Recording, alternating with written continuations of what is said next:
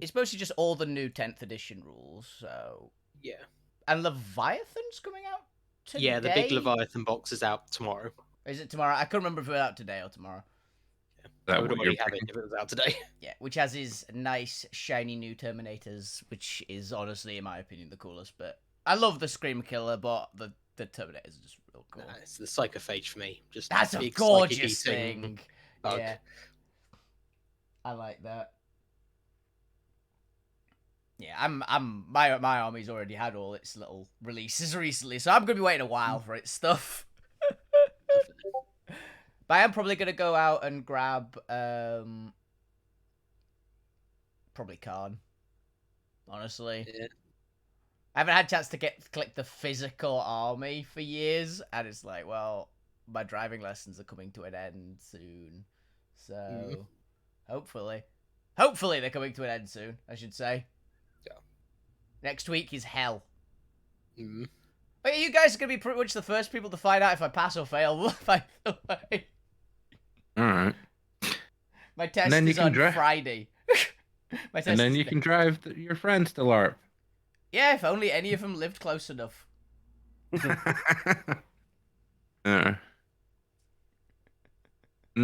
not going. I don't think we can. What? I don't think we can pay you enough to come up here. What you mean? Take my 45-minute drive to a 4-hour, actually probably 8-hour round trip. 8-hour round trip. No, you're not. We're getting into 6-figure digits for how much it costs. Nah, I'll get the train. Yeah. So I might be bringing someone next year for at least maybe the gather, the gaff. One of the guys from work. Another one, nice. Not really going to be there for the game, but more for the sort of bardy stuff, because he's a bit more. That's still a game. He's more of a hippie sort of traveler, sort of likes music and stuff like that. And I've told him a bit about it and think he'd enjoy at least some of the musical bardy stuff there. It's fine. It's still part of the game. And also, I think he was. Not everything has to be about violence, you know? Yeah, only the stuff I do has to do with it. Everything has to be about Scarecrow. Violence. What? Wants to play a Scarecrow. I don't know how easily we can do that. Umbral. Fair enough. Hey, if you can tell me a race to give him that he can be a Scarecrow, I'm sure he'd enjoy it. Yeah, Umbral. Scarecrow. Umbral is the other category. If it's weird, it's probably an Umbral. Yeah. Oh, but specifically, if you want to go more honest than that, you could... It would be weird because it technically would be a golem. Mm-hmm.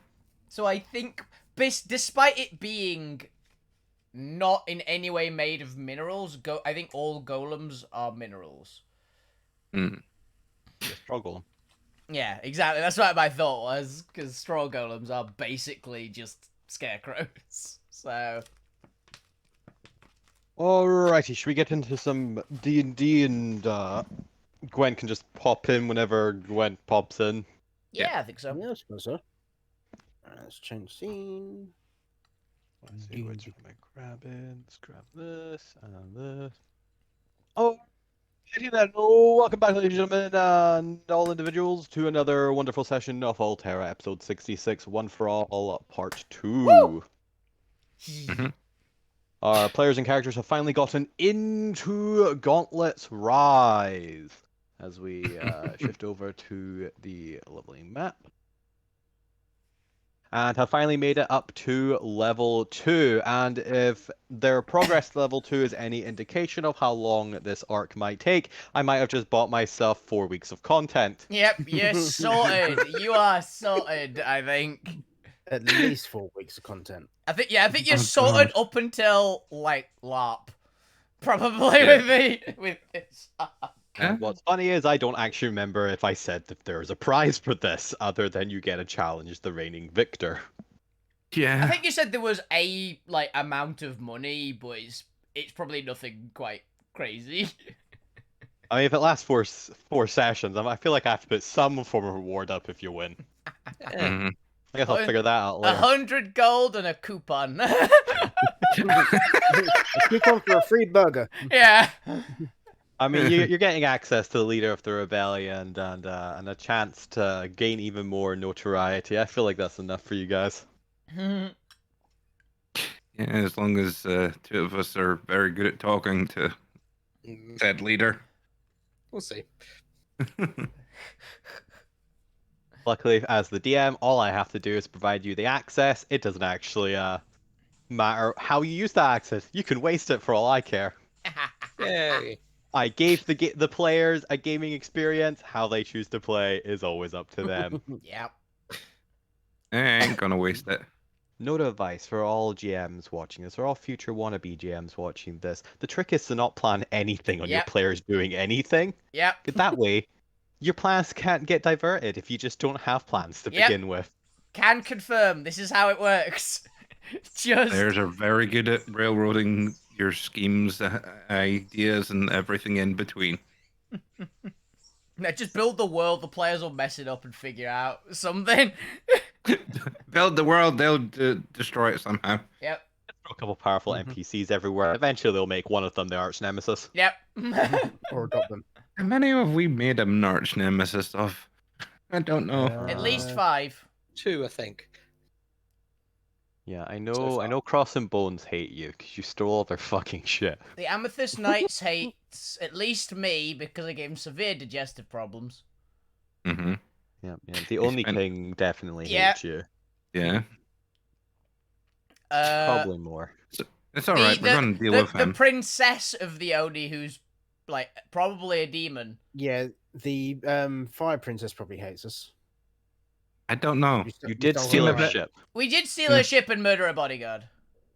But they were seeming indifferent annoyed, so She might just be Might think- annoyed. She might just be irritated at us more than actually arch nemesis. She is an elemental, and she had a preference for noids, but in the way that somebody has a preference for pets. yeah. I was like, The she, pet stole the ship. yeah, it was like she might be more annoyed at us. She's definitely at least annoyed.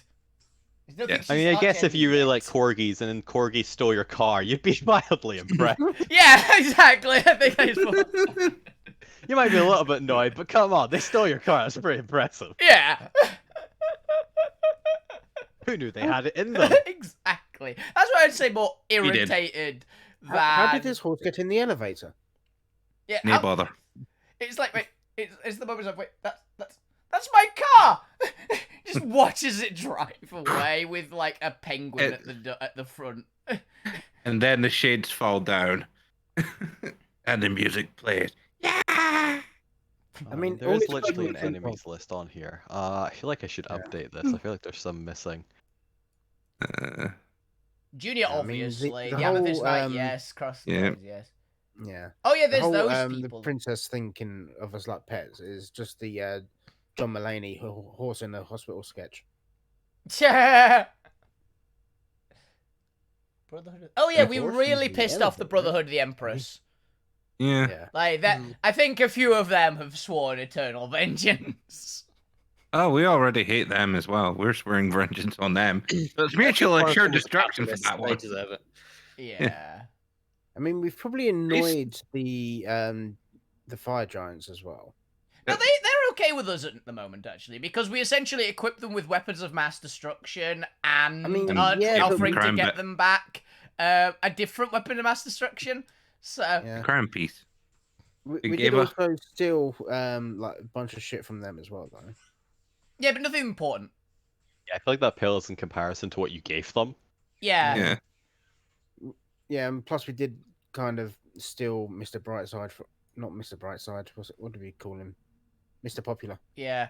I Yeah. think honestly, I think they were happy to I have think him they go. want us to I take think they him. were happy to see They him were go. keeping him in a box. He's. Yeah. I don't He think was they a want- problem for them that I think they just didn't have the heart to kill.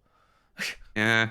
Or could Probably like the nephew of someone. Yeah. Just looking at the allies side and going, okay. We got 2 warders in there. Town. Yeah. Oh yeah, we should probably have what's his name on there. Our NPC companion from the other rebellion. I don't. I think he's just using us as an amusement right now. I know, but I don't think Lin- he's an enemy, and I think he's on our side. I think he's an ally at this He's point. neutral. I'd say neutral at best. Yeah, I feel like he'd fall under also present. Present. Oh, we talking about the vampire? Yeah. Yes. No, he counts as an NPC ally. Mm. He counts as a party member. All right. He actually should be on party companions. I just haven't had this of yet. Yeah. Okay, let's get back to climbing because we're gonna. All right. Yes. Let's do a voice check, and everyone give me a sense of what you remember about last week's session. Alvina, go. Howdy! I swam up a sand waterfall and kicked a monk in the gut to jump to another level. John's also not in here. Wow, I've really let this be out there. Where's Jones and Minnie? Yep, very well. Dr. Zormir. I ended the last session with a conversation about controlling a bunch of worms. No, you did. Oh, there we go. There's Jones and Lucas now. Fuck you. Fuck you, tried to run up a sand shower and fell down, then turned into an eagle.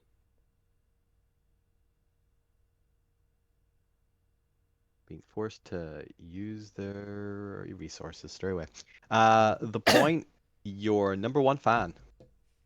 I got a lot of snacks. Oh yeah, you bought. You went. We'll One of take the everything. lot. Mm, One of everything. At some point, One Chris, you of gotta add everything. something to represent the dragons and angel as well, because we've got more pets. You haven't got an angel yet. We do. it's an angel, Angel the the owl. owlbear. Oh, Angel the Owl Bear. God, we probably should name them something else. Yeah. I'll think of a better name for angel. No, Angel's fine. It's I gotta. We're gonna get another angel as well when that egg finally Bless your, hatches. bless your leg, yeah. You have no idea what's in that egg. No, I assume it's angelic in some way, you know.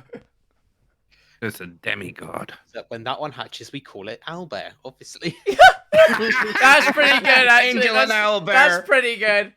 Oh God. And the dragons, who I actually need to update their names. Ah, yeah, for those who can. They're see on them. my character sheet if you need them. There you go. They just gotta be number 1 to 5 for now. I'll update them later. Yeah, they are numbered on my character sheet on allies and organizations. So when you get around to it, you can just do that. Look at your ship's getting overcrowded. Look at all these individuals. Yeah. Yeah. What They're a- at, like a meeting. Alrighty. Yes.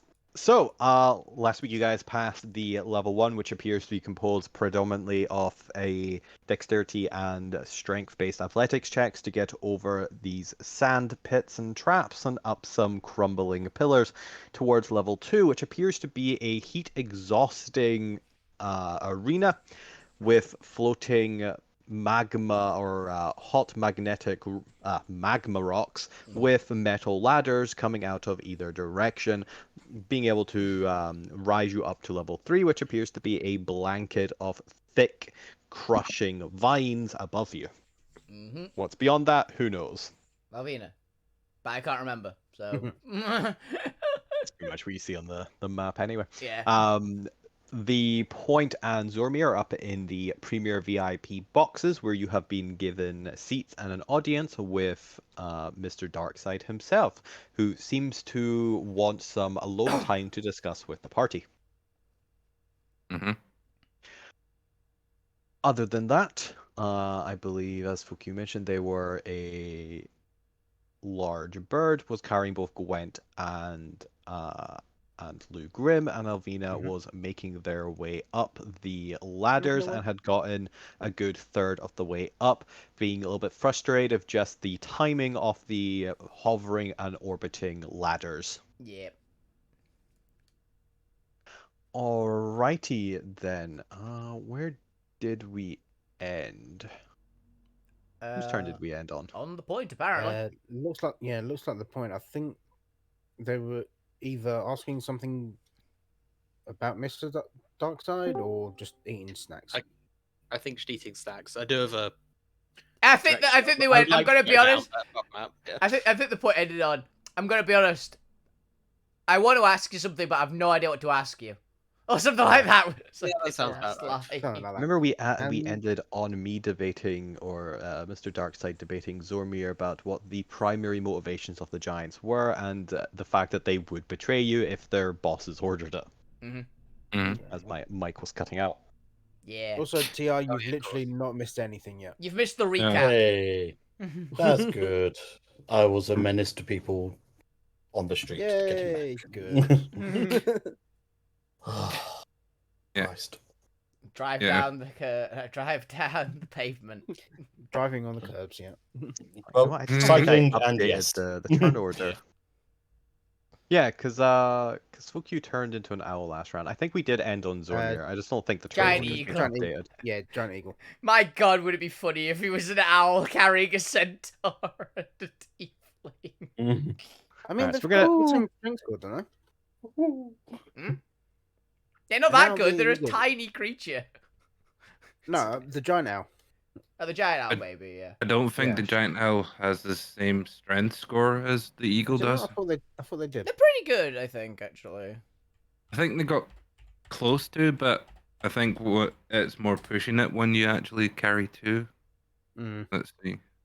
13 rather than 14, I believe. Yeah. Music on the background. All right. I'm going to assume I didn't update the count. Oh, who's actually Uh, that? Giant Rather eagle. than 16. Rather than 16. Yeah, 16. What's that? Oh, the strike for the owl. Yeah, the just the eagle. giant owl versus the giant eagle. Yeah. All right, then we're going to start off with Lou at the top of the initiative. We're going to push this to round 4 because I believe you all have had 3 turns. Probably, yeah. Something like that. I mean, fuck you, just be flying. In that case, as Fukyu, you are rising up. I believe you're halfway towards level 2, having just been forced to swoop down and catch Lugrim and Gwen, who was already near you. You are flying back up, and as Lugrim was casting darkness ahead of them to try and get some of the Rocketeers or aliens to crash into each other, but seeing that it hasn't quite worked as well as they want, the Rocketeer and aliens having passed their success, Lugrim is going to get frustrated and forget themselves, and they're going to say bugger this, and they are going to attempt to dimension door up higher than the Rocketeer. As Fuki, you can hear the casting of the arcane spell beneath you as Lugrim kind of shimmies out of your grip and launches himself through the dimension door, only for him to vanish from the arena and reappear, dropping into Zormir's lap. Yeah. Alpha, what the fuck? You can all hear Boom. the announcer above. Oh, it's supposed to be announcer above. Oh, ladies and audience members, it seems one of the contestants has forgotten the golden rule and has been disqualified. It has teleported them to the nearest party member within the arena. Yep. As Lou just looking at Zormir's frustrated face. Oh yeah, I forgot about that. Oops. Uh-huh. Hi Zormir. Go sit down over there. You can explain to them about the worm later. Now the Do you question. want a chocolate covered whatever this is? Gerbil. That is the great question. Yeah. Of Zormir, what chocolate were covered you doing? mouse. You were discussing with Mr. Darkside previous round, but were you eating? Were you in the process of having a snack? Did you have anything on your lap? I had the thing that Darkside Yeah, ordered. the minstrels. The minstrels. Yeah. The minstrels. Well, the minstrels are now under Lou's ass, as he has fallen directly on top of them, and as he gets up, You can see the minstrels kind of spilling from the packaging. The packaging is like half stuck to their leather, but it's stuck so it's upside down. And as they get up, the minstrels just spill everywhere, all over the viewing box floor. And they're covered in sand because Lou is like drowning in sand. Yeah. Yeah, there seems to be a bunch of sand now just all over your armor, Zormir. Some of it's already gotten like on your face, up your nose. No idea how. It just he arrived in a burst of sand. It's in all the crevices of your armor. Every single one. It's cold and gritty and it gets everywhere. Yep. Yep. Well, I'm Jarcho done with just them kinda- then. Just coughs. Mr. Grimm, I see you've forgotten the rules of the tournament. Such a shame that your participation will no longer be possible. Please, why don't you have a seat? Order whatever you would like. This one's particularly good. Whatever he's eating at this point. Whatever it is, I'm It would be like a parsnip or something possible. Yeah. Like Oh, a- parsnip snacks in a stadium would be great. yeah, that's kind of the. Fried lotus roots. But as Lou gets awkwardly up and pulls the packaging off their backside and moves towards a chair to sit down, feeling both a little abashed but also kind of stifling their own laughter, having dropped in and caused Zormir such inconvenience. Yeah. Yep. He's like, on the downside, got disqualified for competition. On the plus side, ruined Zormir's lunch. And Also, apparently can order snacks. whatever he wants. Yeah, he's like, a net gain, I think, this one. But that is Lou's turn as Lou is removed from the initiative order. There we go. And No also, blame Neil for that. Jimmy, it's partially your fault Why? in character because you amped him up to being, I can win this as well. Yeah, That's the reason he said, I'm gonna do this. that's fair. Alrighty then, we move to Alvina's turn. You're a third of the way up. You can see the Rocketeer and the aliens already shooting up above you. I believe they were close to getting to level 3. Yeah. You're no longer in the lead. I think Alvina's gonna just try and speed up her ascent, really. It's about Alright. all she can Make me do. another intelligence survival check to see if you can plan a more optimum route up than you previously had. Yeah. This is at -2 from whatever I roll here because it's just I don't have any intelligence things I'm proficient with, so so -2 from that. 9. I think that's the same score that I got last time. Yep, unfortunately, Same speed. using your action to dash as well, you still struggle to find a good path up. You're kind of only planning like one rock ahead. That sounds about right. So by the time you get to that rock, you then have to wait for another rock to like get to you, and so you're actually taking one of the slowest routes up. Yep. Just because you aren't chaining your moves ahead. So you're able to get another third of the way up. So you're now 2/3 up the level, and this is about second round, so it'll be a low DC, but go ahead and give me a Constitution saving throw against heat exhaustion with advantage for your pyromancy. Yeah. Come on. Or no. 23. You easily make it. The fact you've only spent like 12 seconds in this arena, even though you are like jumping and exerting yourself, and it's a very like physical process to jump from floating rock to floating rock and go up metal burning ladders. It's nothing for you. It's like just like back home. It's the standard temperature.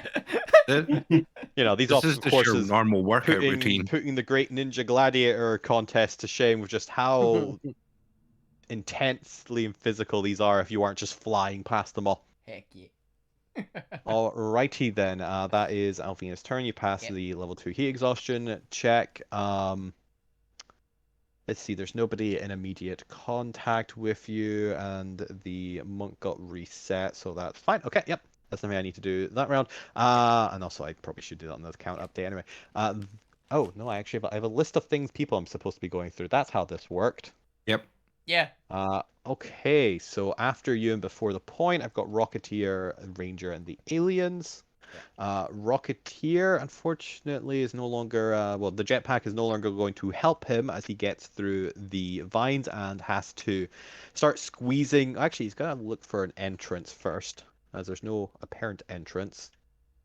Okay, but Rocketeer apparently did his studying. He knows he's going to just start cutting his way through the vines with one of his kind of jetpack kind of laser knife comes off it. He's using effectively the fuel of his jetpack to also create like a flamethrower.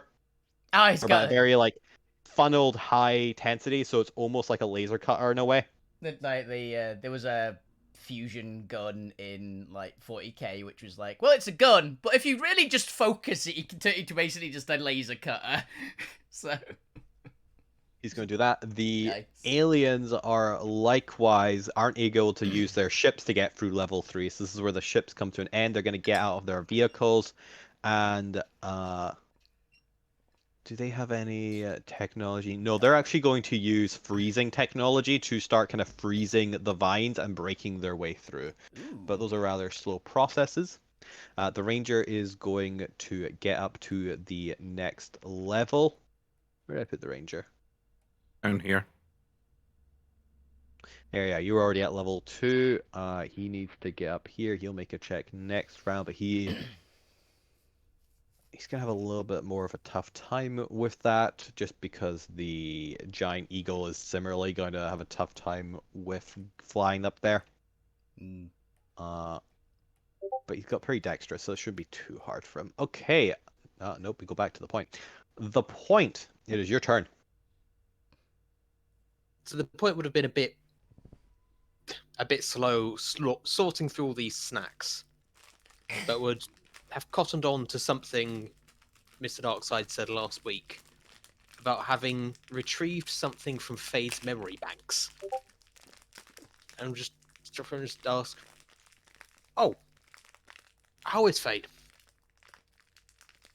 Well, they're in need of a good therapist, but your friend's doing all right. What another one? Can I insight that? Yeah, go for it. Fade's still alive. Did they have to remove his brain to see his memories? Come on, bro. Oh. Okay.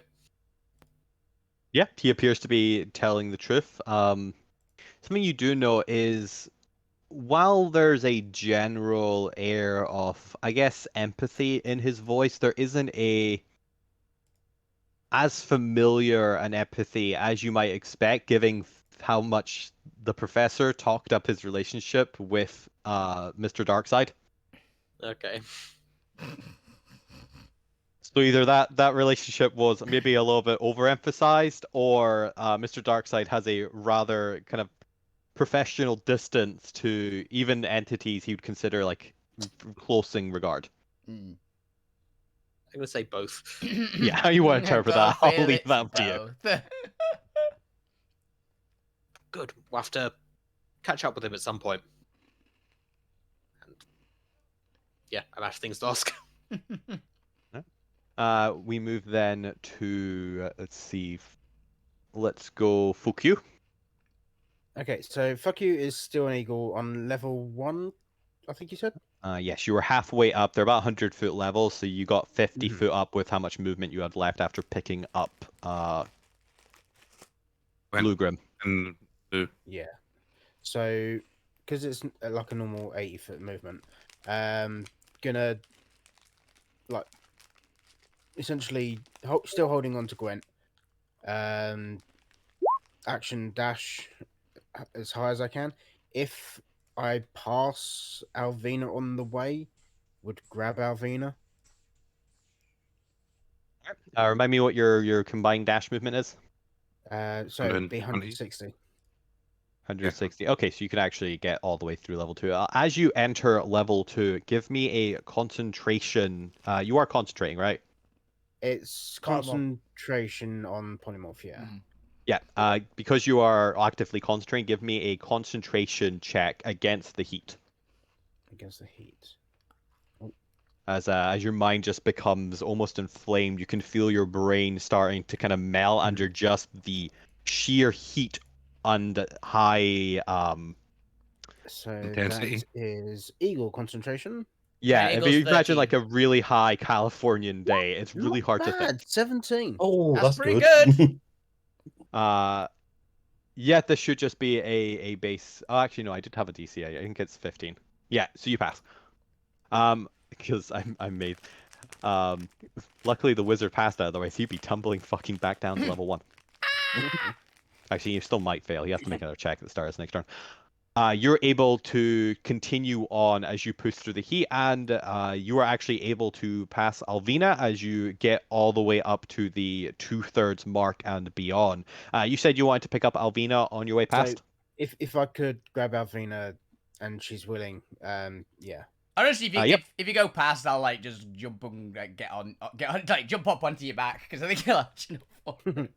Yeah, Alvina, you recognize, especially since there's a Gwent hanging off. Yeah, it's like I know what this is. I mean, it's a green eagle. You're probably gonna recognize it. Yeah. You just grab onto a talon, or you can jump on the back if Jump you your wish back, yeah. as they pass. Also, just thank God you don't have to climb the remaining way and have to figure out the maths of this fucking orbiting staircase. Yeah, it's like, oh, thanks. I was having to do so much math. I hated it. Had to do so much math, and I can only count to 5. Yeah. I can count to 10. I've got that many fingers. Well, That's you could do like the Aztec and do base 12 and just count with the segments of your fingers. Nah, she's not that That's- smart. Plus, you've got the advantage of now you've got Alvina on your back, so they can slash their way in through into level Yeah. 3.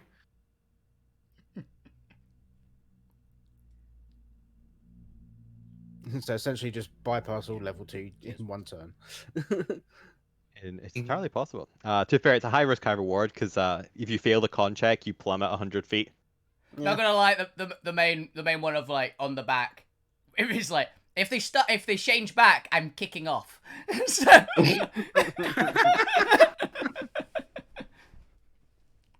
Gwent going, damn you!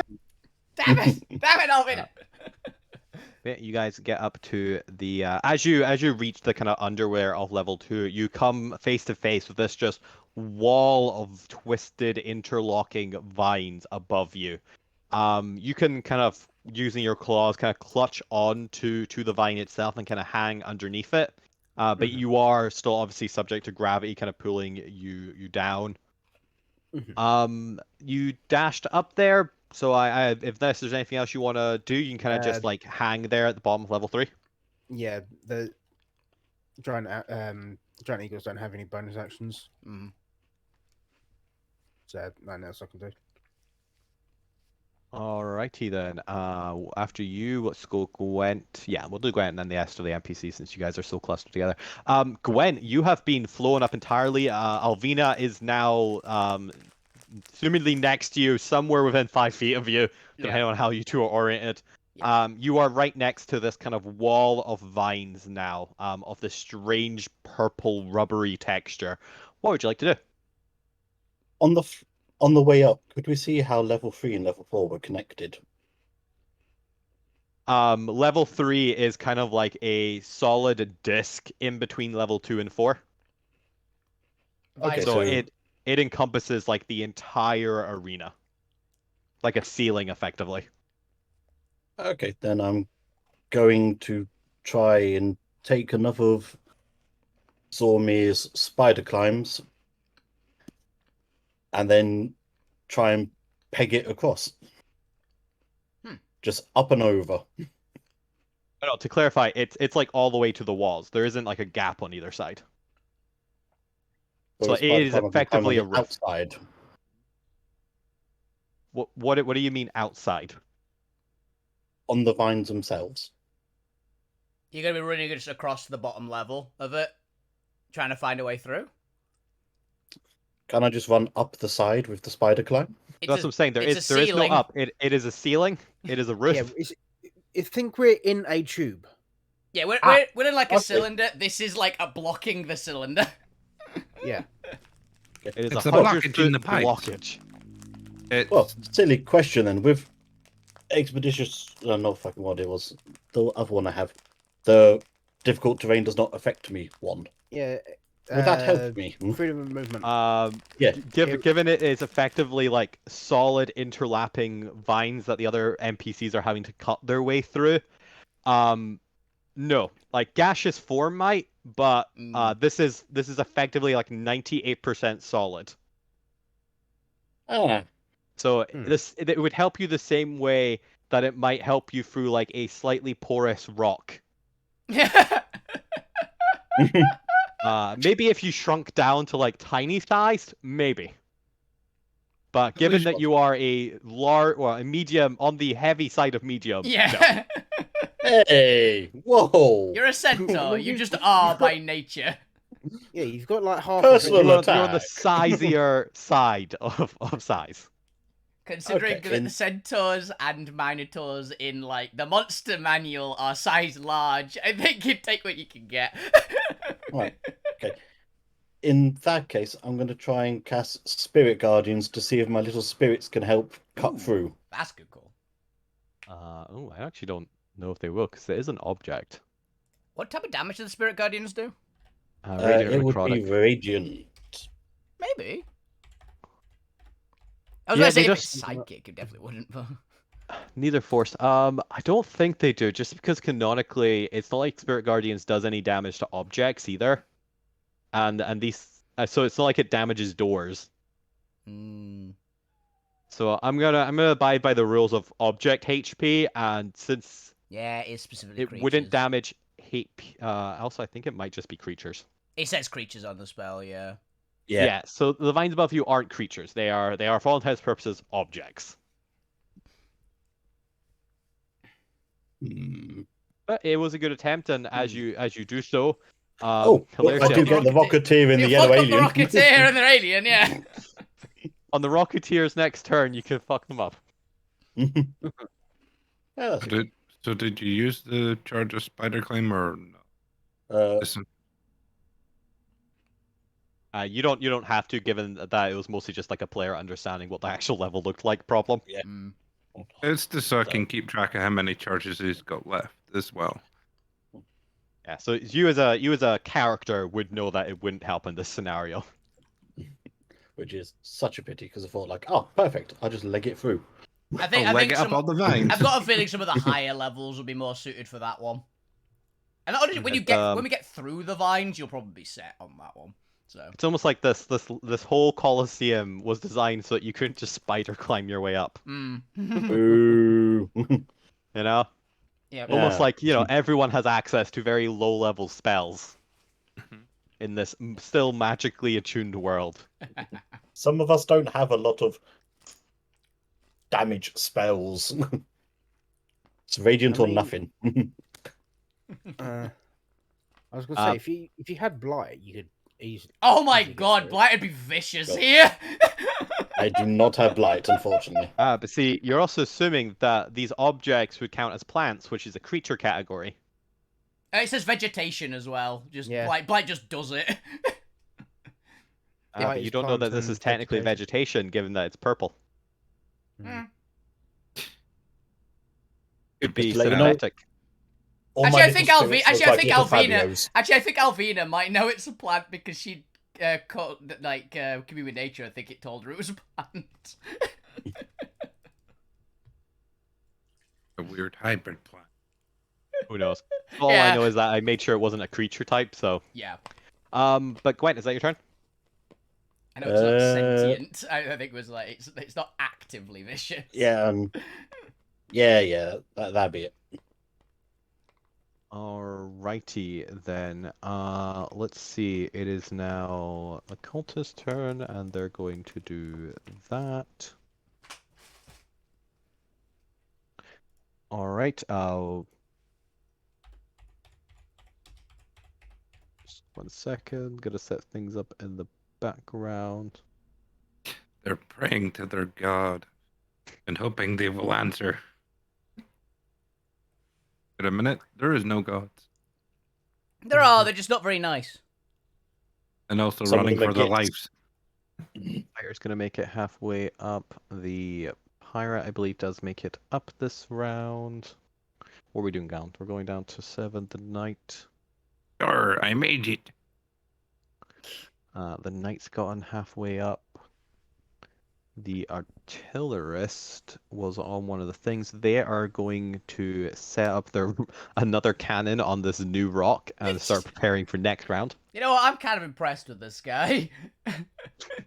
He's just cannonballing himself up He's the got- levels. I'm just more impressed that he's got just portable cannons, to be honest. I think that's even cooler. It's like, cannon. Set up a second cannon. Set up a third cannon. So that... Nice. Foldable cannons. Yeah. He Well, just the got- point keeps have a- randomly coming up with entire That's the arsenals bit. everywhere. That's the bit I love Really? it. I'm so happy. If you can have a It's just foldable known bow, that you can have a foldable various cannon. He's actually it's not metal cannons, it's paper. He's a specialist in like active origami. He's just got a bunch of them around his body. That'd be a really cool character concept, actually.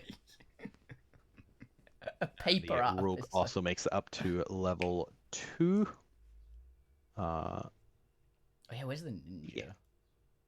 We don't know where. The Who knows ninja's where the gone. ninja is? The ninja Yeah. vanished round 1, Yeah, I was like, ooh, it was. and they will stay vanished until required. I briefly thought he said banished and was like, oh, that sorted him then.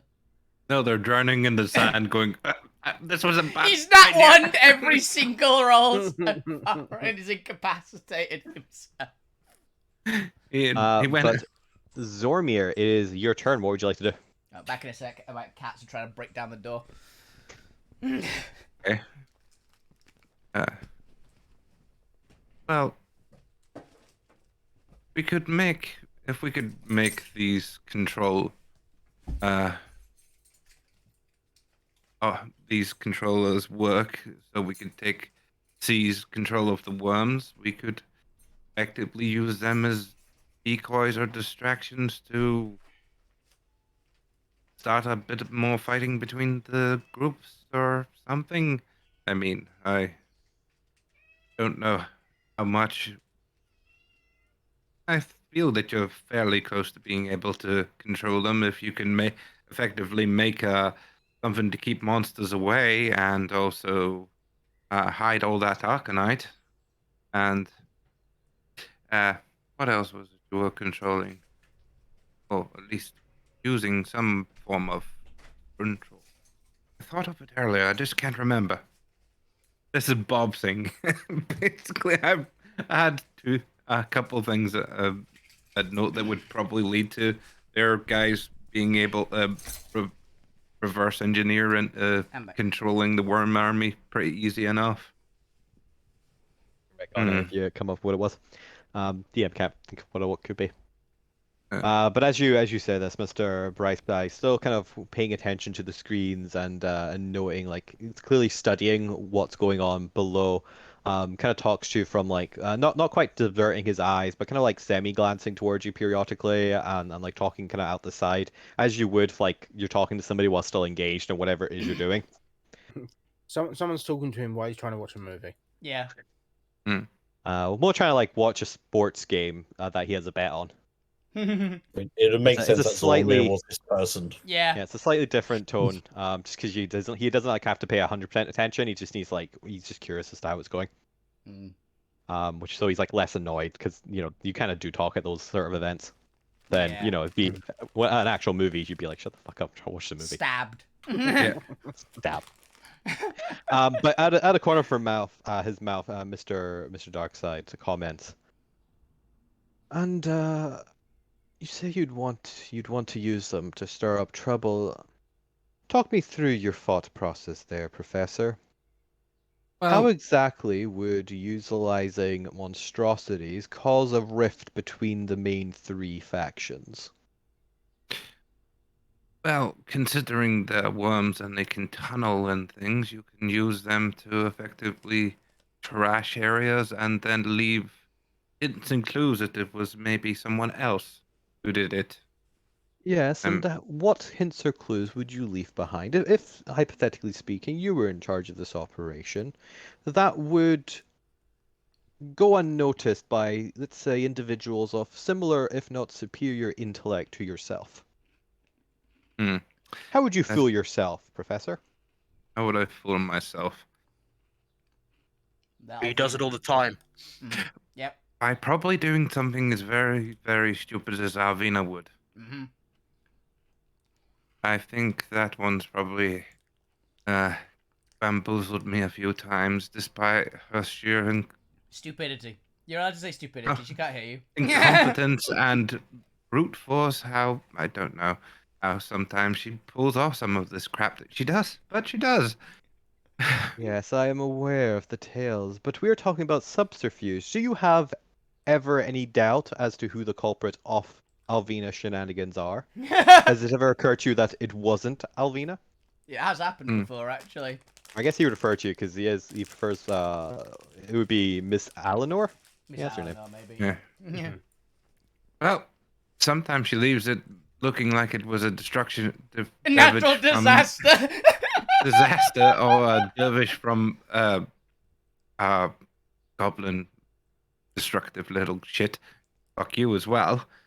I mean, sometimes Monica. Monica. I think Mr. Darkseid Actually, knows yeah, who the you've fuck you introduced- are. Actually, no, I think fuck you introduced themselves as Monica to them as well. Yeah, yeah. All Because right, he was told to use a moniker. Yeah. Monica. Why the fuck did he? Why did they call themselves Monica? But It's great. it would involve me having greater knowledge on what each of them are capable or to be able to pull off such subterfuge. I mean, I'm still very new to this place. I mean, I found that there's probably some hidden technology from the human society that might prove useful for us. I know that the giants didn't help the gods, so kept it in the favor of all the other evil ones. I mean, if we could prove that we were stronger than the giants, they might not try and, as you say, they value strength, might ally with us. And I mean, the allying of the giants along with our gods was enough to tip the balance in our reality.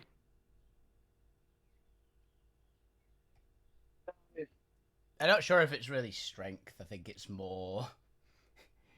They If are loyal to you their boss. have this reference, this event of the giants betraying the primordials, doing the Prime War, and siding with the god tyrants. Hmm. But do you know any sufficient detail of that time? Do you know why the giants Switch did sides. something so against their very nature, the very essence to which they were born? If you were Hmm. to discover that, maybe there would lie the clue to recreating the event in this timeline. Is it That common might- knowledge, actually? What happened? No, because it Hmm. goes against the doctrine of the gods. Yeah. Because it implies the gods weren't always in control. That's fair. The only reason Zormir knows is because it's kind of a heretical study within the wizarding and artificery community. Because they look up more to the Arcanites, and they study so much of the Arcanites, which are kind of glossed over in the Divine Doctrine, that they just innately uncover the truth that, hey, the gods haven't always ruled, there was a Prime War before that. Yeah. That's fair. Not in as such a detail as you would probably hope for to trigger such an event again. But if you say Shame. they value strength, if we prove ourselves being stronger than them, they might not try to fight with us as much. But As I mentioned, I'm not meaning just our party. I mean whole Noid race. Because there's no point me making us on par with effectively what I'd say is deity level. Because I think we're fighting against elder gods and prime evils and The prime evils. Going all into that. Diablo And now. there's maybe a deity level of strength required. Yes, that's true. And you wouldn't be able, you would have to not only convert the giants, you would have to go all the way to the top of the ordering. You would need to convert the titans. Mhm. I also have something that I should probably share with, but would want to know that we're going to do the right thing with this kind of information. I may have a way to buy a past the Rainbow Bridge, the Rainbow Wall, Do you? and get Yes. to the Arcanites. You do understand, Professor Zormir, that nobody has ever ventured beyond the Rainbow Wall. We do not have any information as to what dangers you may face or how receptive the Arcanites who long withdrew from this world would be to requests of help. It may be a fool's errand. I'm not going there to request their aid.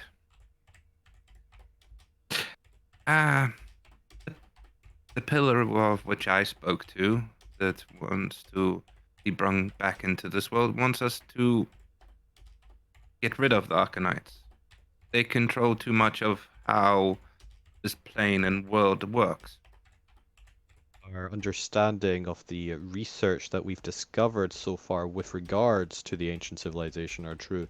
They effectively write the laws of reality, Professor. I Yes. think controlling is a little understated. They are the architects, I know that. and you They- wish to destroy beings that control the very world, the very laws of reality. Do you make it sound like such a simple task? I know it's not a simple task. I don't know why I'm throwing myself at these astronomical tasks, but To even attempt even a small modicum of the ambitions you lay out before me would be astronomical, would be legends for the eons. Feats that no Noids have ever accomplished, let alone demigods have accomplished. I'm starting to think that some of the technology that's lost was maybe a bit more powerful than what our sphere has made as well, considering the fact that it took a combination of some of the races, all the evils to destroy or wipe out as well. So, I've been given way too much to think about, including the player. While you think about that, we move on to the remaining NPCs. The rogue has gotten up there. The gnome was doing some analytical thinking. Is the gnome ready to act? Let's find out if the gnome's ready to act. Okay, apparently I just keep rolling 19s. Interesting. Hard 19, 3 times in a row. Nice. Apparently the gnome is gnome ready. is ready to act. I'm just ready. The gnome gets out a little disc and steps on the disc and starts floating up 20 feet. He's got one of the. That's it. That's all the gnome does. Okay. I got this. I win. Let's see. The Levitate. assassin manages to get up the rest of the way and is going to start taking some people out. The orc and the wild men appear to be carrying the cultist and climbing up or attempting to climb up the pillar. The monk is still getting back up, and Mr. Muscles is just rampaging up this column and is able to get up to the first ladder. I'm fully imagining, like, if anyone's seen how heavy are the dumbbells that you lift, I'm imagining, like, the gym instructor guy from that. If anyone's seen that anime, that's who I'm imagining Mr. Muscles is. Oh, Master. Yeah. Ah, yeah. Before we get into Alvina's turn, we're going to have a contest of adversarials. I This need guy. a better name for this. No, we're gonna have the Rocketeer's jetpack begin to start to short circuit in the advent of the Spiritual Guardian's field. And Gwent, Alvina, and Fukyu, as you are analyzing, kind of looking at these very interpacked vines, trying to figure out the most like easy way through them, or just staring at them and wondering if you can just tell them to get out of your way. To those with a passive perception above, let's say 16, Oh, damn.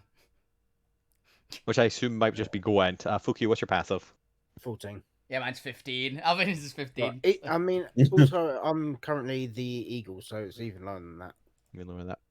You do have Keen Sight, though, which I think gives you a flat boost. Oh, it's passive. Oh, it's 14. 14 for an Eagle as well, yeah. Yeah. It's because it's a lot of the time, if you've got advantage, it gives you a bonus to it. Also, my stream has apparently crashed.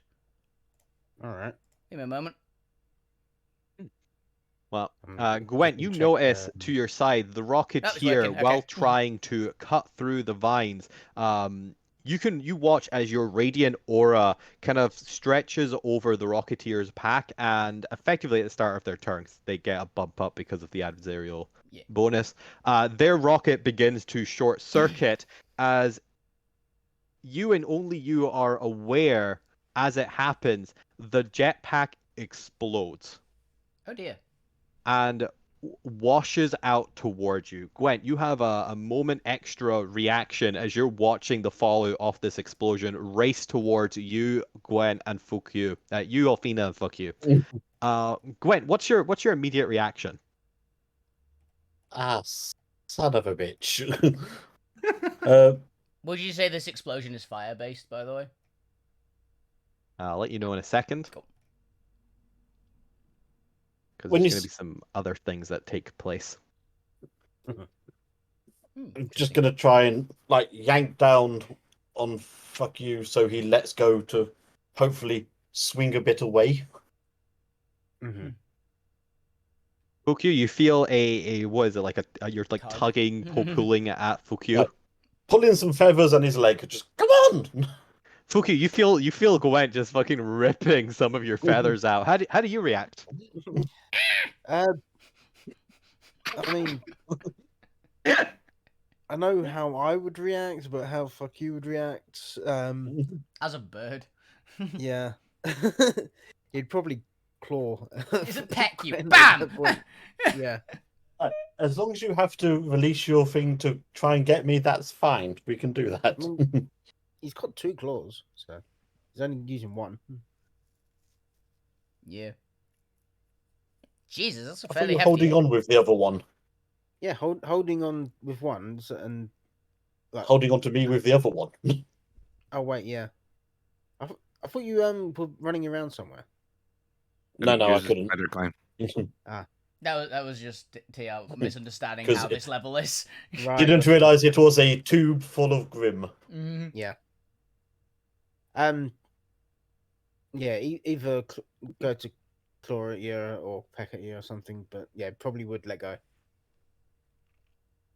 As you claw down at Gwent, Gwent seemingly panic pulling at your feathers, you notice at the corner of your eyes what appears to be a rippling wave of heat, not and a little bit of static, not quite fire, but enough to. I'll give Alvina advantage. I mean, Alvina already has advantage for danger sense anyway. Yeah. Because you will see it coming. Cool. But you see this shock wave of energy coming towards you. As I need Gwent, Fukyu, and Alvina to make me dexterity saving throw. Alvina, you will advantage for danger sense. Yeah, it'll just be as Fukyu let goes to kind of claw Gwent. Mostly That's the one, result of the save will matter. Surprised. Yeah. Okay. Giant Eagle doesn't have any proficiency in +3 dex though. It's +3 dex. Yeah, it's just got 17 dex. Doesn't help that he rolls a 7 7. die. Yeah. It's actually got the same dexterity as Alvina. It's got higher dex than fuck you. Yeah. Only You've got just 16, haven't you? You got 16, haven't you? Yeah. Yeah. Yeah. Yeah, Alvina's also on 17, so. What's Fuku's dex save? 10. 10. So you'll take the full blunt of this explosion as you are also pushed back 15 feet. You Okay. take 16. What do I call this? I'm going to call this bludgeoning damage because I mostly want it to be a shockwave that pushes you. That's good.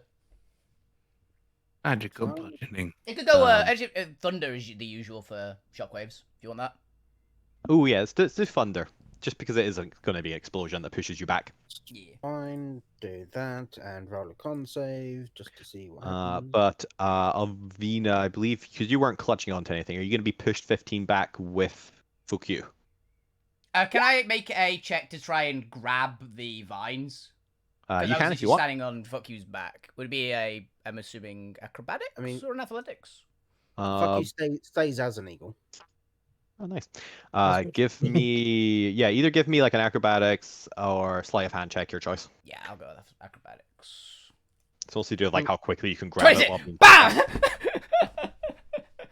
Okay. She was prepared, apparently. Unfortunately for you, as the shockwave passes, you see a cloud of orange mist spilling out of the hole that the Rocketeer was occupying. Also, the Rocketeer is now plummeting back down to the ground. Mm. Slowly. Because featherfall. It's only featherfall within like 20 feet of the bottom floor. All right. Just to like stop you dying outright from impact. He's gonna fall a lot. He's just gonna impact from like falling from 200 feet up. Yeah, they're not gonna wait forever. It's like you don't get a chance to recover. You gotta recover at the bottom. Fair enough. So he's gonna plummet down. But in the wake of the shockwave, it appears that these vines are filled with some sort of poisonous vapor as the orange cloud begins spreading out in a 15-foot radius that Fukyu and Gwen are no longer a part of as they got blown away. But Alvina, because you grabbed onto the vines and you are still there, I need you. You are subject to poison if you are immune, or if you are thingy to poison. I can't remember if you're immune or not. I don't believe I am, but I'll just check. Ooh, that's quite a high save. This is quite intense poison. Yeah, I've got nothing on that, and I don't think so. Yep, so it's con, I'm assuming, since it's poison. Yes, I need a Constitution saving throw against poison. Yeah. I am not a dwarf, so I'm rerolling that. Destiny. Come on, give me a good roll. That'll do. 25? Yep, you'll still take half. Yeah. So that is only luckily 8 poison damage. Yep, didn't crack the 10 hit points. Thank you, Burger. And you are not subjugated to its full effect, which you can kind of feel yourself beginning almost to get a little bit drowsy. There seems to be almost a hint of chloroform to this poison kind of washing over you. This is non-magical sleep. Mm-hmm. Oh, wait a minute. I almost want to check something. You're an elf. I think But elf's only against magical. I think it's charms. I think the sleep is just sleep.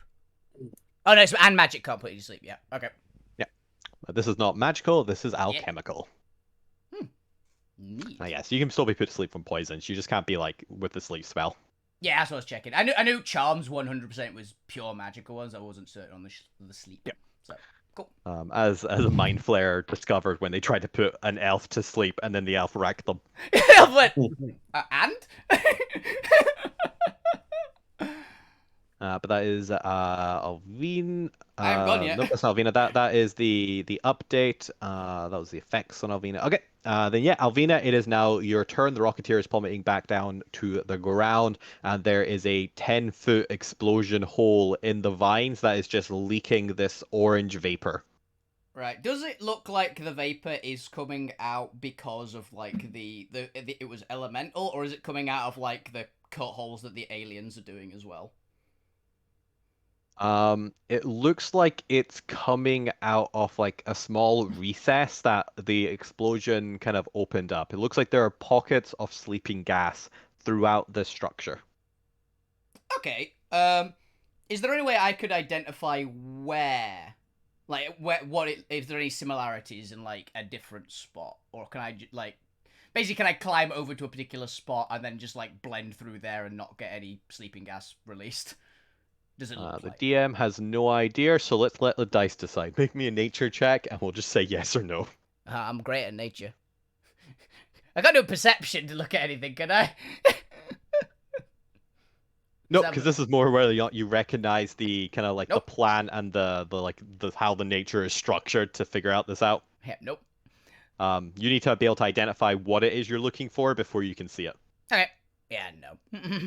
Yeah, you see a bunch of information, but whether or not any of this information tells you which spots have, sleeping gas in them, who knows? You don't know enough about this plant or what the hell this is, or what this whatever this structure actually is, if it even is a plant. It's not one you recognize.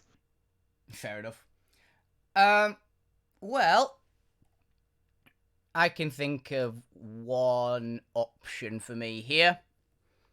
Alvin is basically she's gonna move away enough of where the poison gas is basically spreading out. So you said it was like spreading out for like 15 foot from the crater? Yep. Yeah, she's gonna just move away, because even climbing, she's got ridiculously good speed. So she's just gonna get to like over here somewhere, so she's just away from that. Hook, basically she's gonna flip up, hook her feet in to like a vine. Because I can just like pull one slightly just to like get a bit of a foothold. Draw both her swords as one free action, because dual wielder.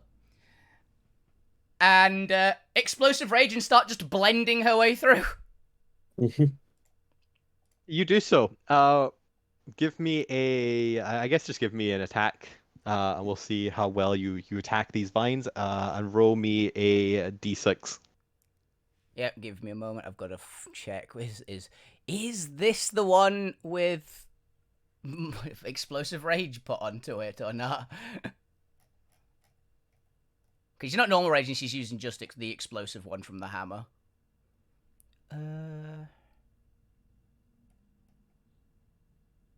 Yep.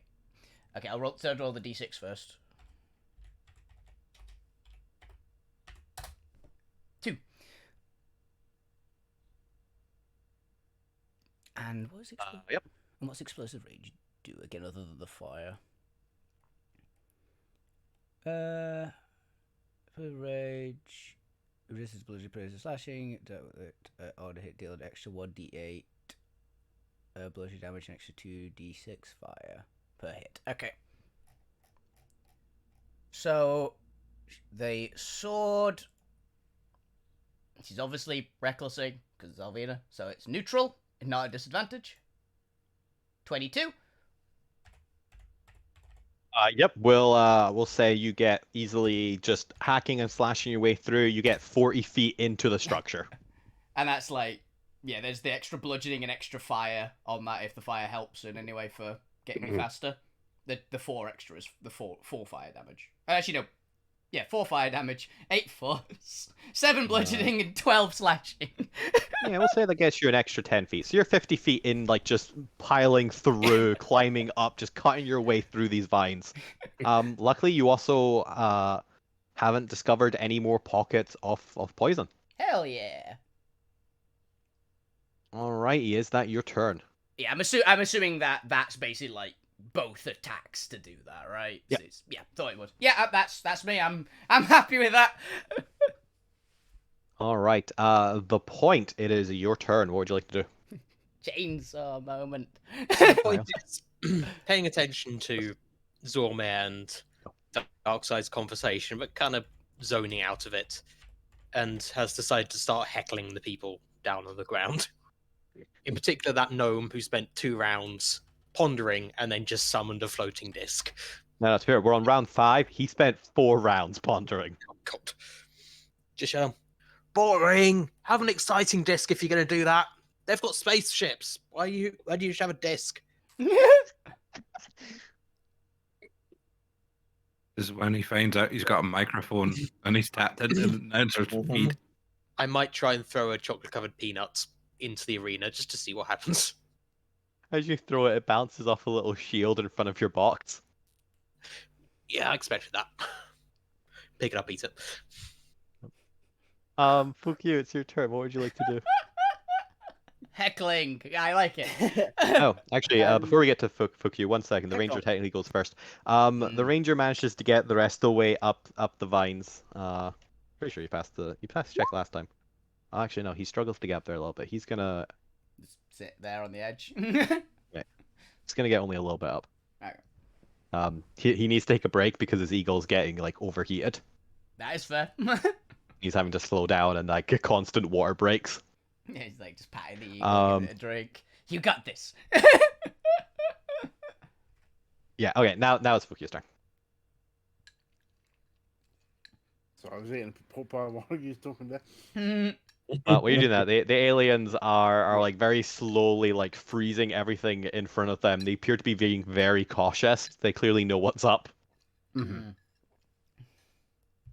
So how big was the hole that Alvina made?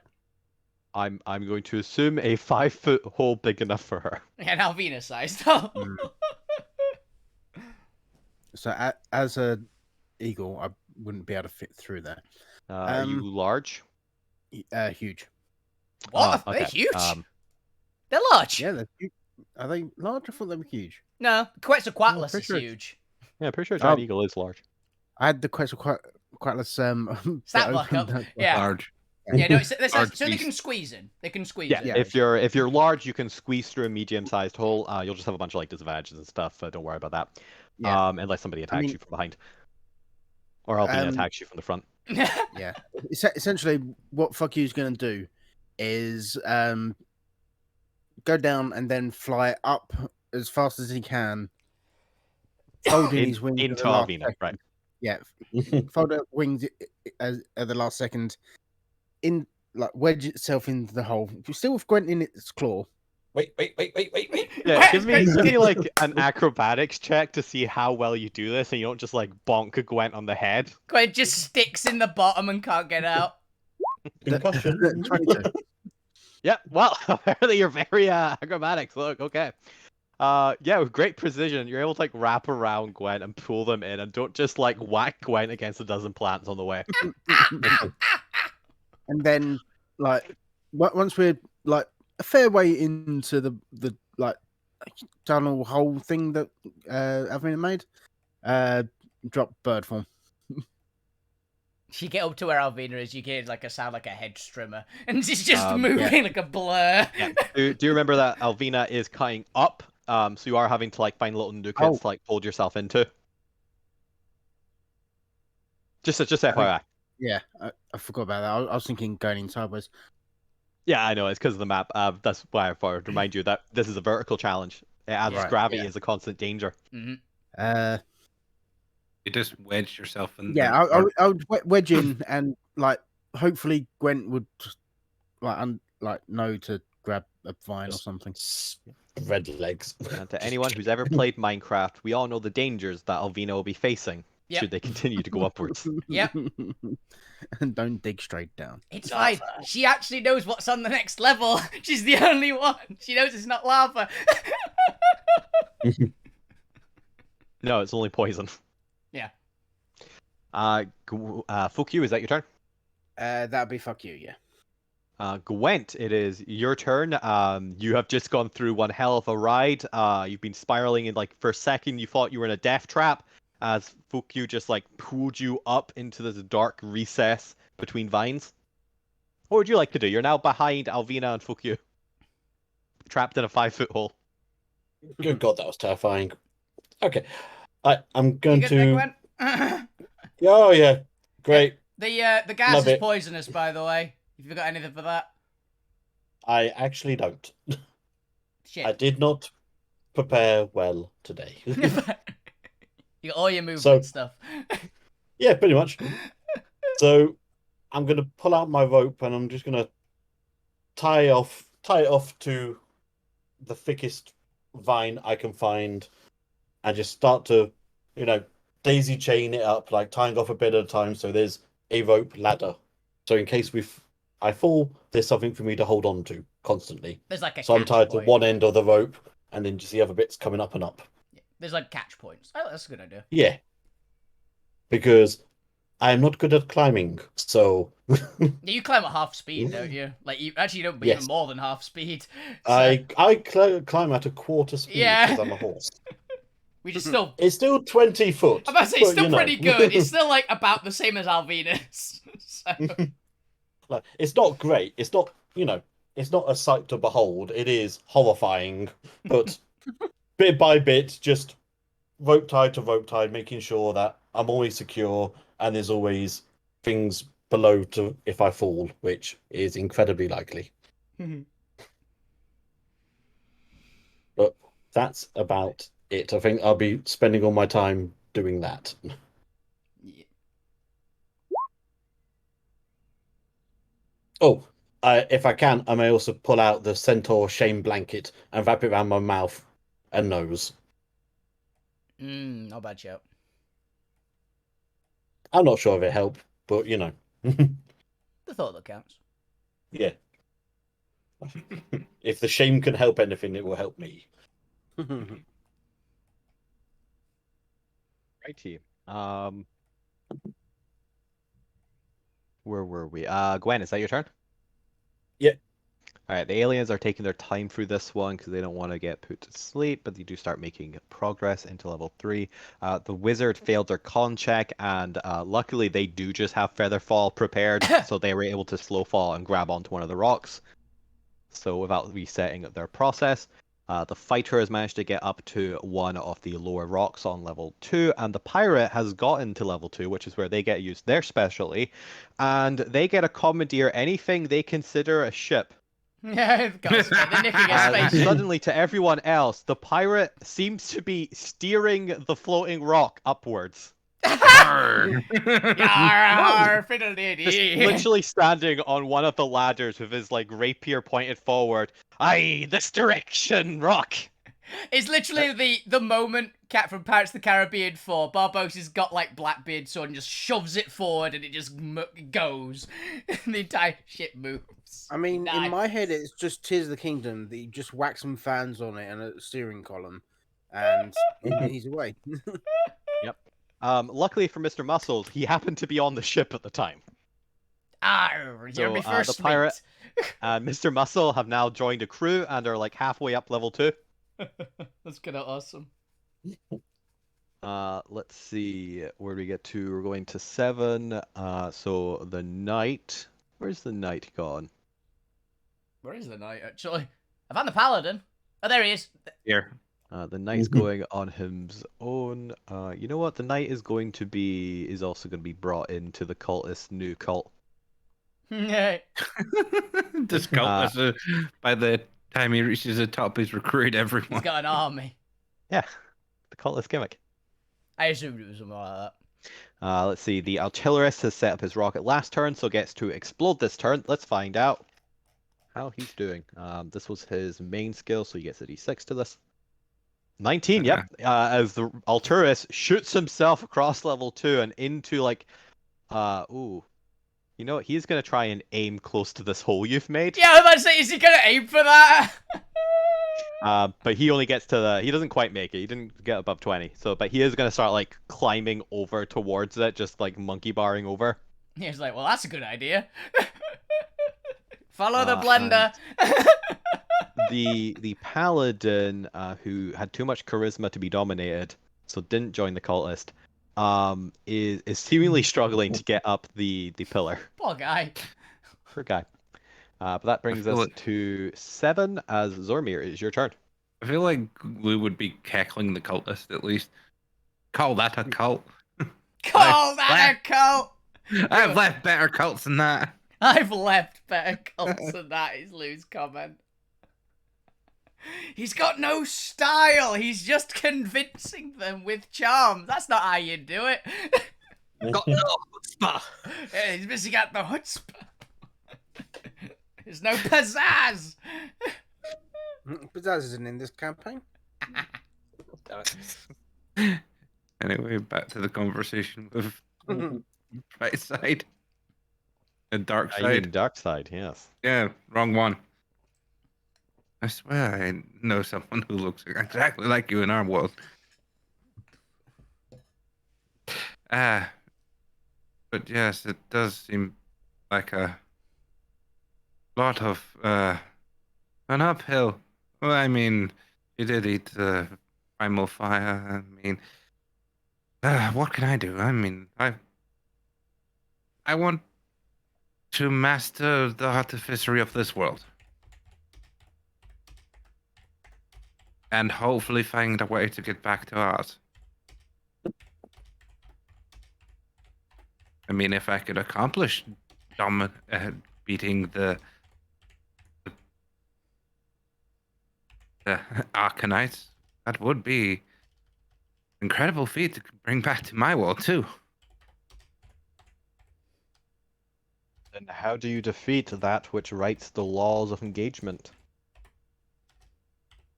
Find something that can also write. Find write Alvina because she can't read. Find something with as brute force stupidity as Alvina that can write the rules of reality. I swear she's gonna probably do that someday. But what if they write that they cannot be destroyed? What I'll if put they that write to the that this test. Alvina can do no damage to them? Yes, they are questions that probably do not have answers I can come up with right now. But even being able to get into that realm would maybe give us an advantage of a more steady supply of Arcanite. You think the Arcanites would allow this? I do not know. They allow us to still be able to use the fundamentals and powers of it. Yes, but I do wonder how much of that is by choice. Then by choice, can they stop me subverting the ways in? Especially if I have a pillar. I don't think they want to be classed as a god. Yes, At let's some move point. discussion to these pillars you keep mentioning. These entities to which, from what all of our researchers can discern, never have existed or have no reference. How do I ask this delicately? You specialize in psychology, do you not, Zormir? Yes. How do you know these pillars are real, not figments of a dimensionally warped mind? Because the delusion is consistent. Would be what I'd say. Well, if I could show you them, then the consistency of the delusion would be and tangible as evidence of their existence. If there is The chance. more than one person having the same image and the same dream and the same thing, then who is to say it doesn't exist? Well, let's start there, Professor. Start me Yes. from the very beginning. Who was the first to see one of these pillars? Me. You, yeah. With what's their name? What's the name of your one? The witness. Witness. And has anyone else seen this witness? Has anyone else seen the witness? I'm trying to that think. I know of. I don't know if any of us have seen Witness. You know, 2 of us have seen Cat, and all of us have seen. I can't remember fuck you's one's Morph. name. Morph. Morph. Morph. Well, We've seen All of those. you don't deny it. Yeah, most of us have seen Morph, and 2 of us at least have seen Cat. Mm-hmm. I don't think any of us but Fade even knew about death. Death. And I don't Can't think, yeah, remember if don't I think- have or not. that's the one. Professor did tell, I'm pretty sure, the point about death and other stuff, just because they liked the point the most. That's fair. But telling is different to obviously seeing. Well, I'd probably do explaining the scenario of which have seen what ones and in what order. In which circumstances? Yeah. I don't know if anyone else has seen The witness. the witness, but I mean, I've seen the witness a couple times and they've helped me out. They have even given me things. So that's probably some more evidence of it. Because I did not have these objects beforehand, but now have them.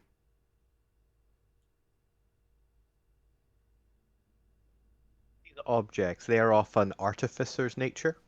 Yeah, I think I know Yes. what he's thinking of. I think I know what he's thinking of. Yes, but I've never seen these things before or made them. I mean, this is a ring made of different Arcanites, which I wouldn't have had all together in this world. And when did you first receive these items? I believe when we sealed away the devil. I thought it was before that, It was wasn't when it? we were making Void No. Prime. When Yeah, we it was made- making Void Prime was the first. Yeah, when we made Void, I think I've pulled them into that one as well. That's the second time I pulled the witness forward or something.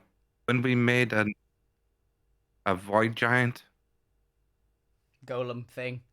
golem, Was there any other technology present when you made this void giant? only the The arc table. arc table The arc table and the propellers from the giant. and my propellers from my And my this ship. this arc table. If this is what I believe you mean an Elysium Arcanite table. Elysium Yes. bench. You acquired these what would be considered advanced Arcanite technologies after having discovered an ancient piece of Arcanite table manipulation. Yes, Is it not possible you found this? What were the items again? a tablet and a ring. That you did not find them with the table? No, because I didn't The approach different it. type of technology. A different tab, and there was nothing on that table beforehand. I don't think I even approached the table until afterwards. Hmm. But this table, it allows you to manipulate and create arcane objects, does it not? If this is Somewhat. the same table that we've discovered elsewhere. It was what we used to make a liquefied red arcanite to write a glyph to control the golem. Forgot about that. I'm simply saying, Zormir, that there are possibilities here that do not necessarily mean that you are seeing unborn entities. And that as one of my specializations as a leader of the rebellion is to consider every possibility. I hope you understand. Yes, I understand, but I mean, if I could show you one of these entities, it would prove that I am not having dimensional madness, I'd say. Would you Yeah, I do. consider that? I do actually like that in this argument. The literal worst one to bring up is the witness because they are the one that's unique to you. The other two that we actively know about, multiple people have seen and interacted with. I mean, you could be just spreading your interdimensional madness. I mean, mine literally is. recap. Mine literally I'm is. hoping that's not something that's actually a thing. It would be. You stumble upon a cavern in which there is a remarkably advanced piece of technology that is specifically designed to create arcane objects And during an event that seems to be quite a taxing arcane magical ritual, you, during the height of that ritual, came into contact with an entity you've been referring to as the Witness. Is that correct? Yes, that is the name that they, I It think wasn't I at the- believe gave them, It or was. they took. I don't think it was the height of the ritual. I think it was before the ritual even started. Yeah. Actually. I think they even helped me give me the power to complete the ritual. If I remember correctly, it should be during the ritual you first met them. They okay. only appear to you during moments of intense connection with magic. Okay. So it's specifically because Zormir nat 20'd an arcane check that he saw them. Okay. Yeah, that's how the pillars or the avatars work, is they only show during immense periods that you're connected with their domain. Mm. I suppose we Or haven't asleep. figured this one out yet. Or asleep, because I believe fuck you saw Cat when they were sleeping, right? Well, That's because Cat is Chaos. Cataclysm. well, no, they're supposed to be the avatar of nature. Mm. But I think it's more to do with they can contact people via the dreamscape, Okay. particularly the primal dreamscape. Gotcha. Because I think we were still in Iron Core then when they first got seen. The both occasions, I think. So. Yeah. So they particularly connect you because you were in a location of immense elemental nature. Okay. So it's a really specific cross circumstances. Whereas somebody like Morph, who is more connected to illusions and imagination, is typically connected via dreams. Okay. So Cat isn't specifically dreams, it's just they can do it via the primal dreamscape, which is part of the Dreamsphere. They like just walk next door, essentially. But it has to be a really specific case. Okay. That makes more sense now. I think it might also only be because they also at that point Fukyu had their pyromancy, or not pyromancy, they had their Pyro obsession. pyro obsession at that point. Yeah. Yeah. So they were more connected to nature. Okay. Because it was just after the Imix explosion. Oh yeah. Well, we just released a bunch of fire energy into the world. Yeah. Fair enough. If I could find out the triggering points of how they come to us and can recreate it, maybe? Maybe, but let's talk about the second time you encountered the Witness. And while Zormir tries to remember the second time they encountered the Witness, let's see if I bump the counter. Climb, my friends, climb! We go to 6. We're also going to take a quick 5-minute there because I need more water. Yeah. Because we're at 7:30. So we'll be back for the next round. Yeah, say after this one, since we're gonna have like the rest of the evening, probably, right? We should probably go and have a look for. I think going and having a chat with the druids for some of that primal, the dream dust stuff. Yeah. It's probably not a bad idea for this one. When did I draw the next time on the Witness?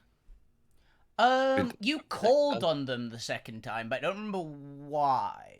I think it might have been for the devil. Yeah.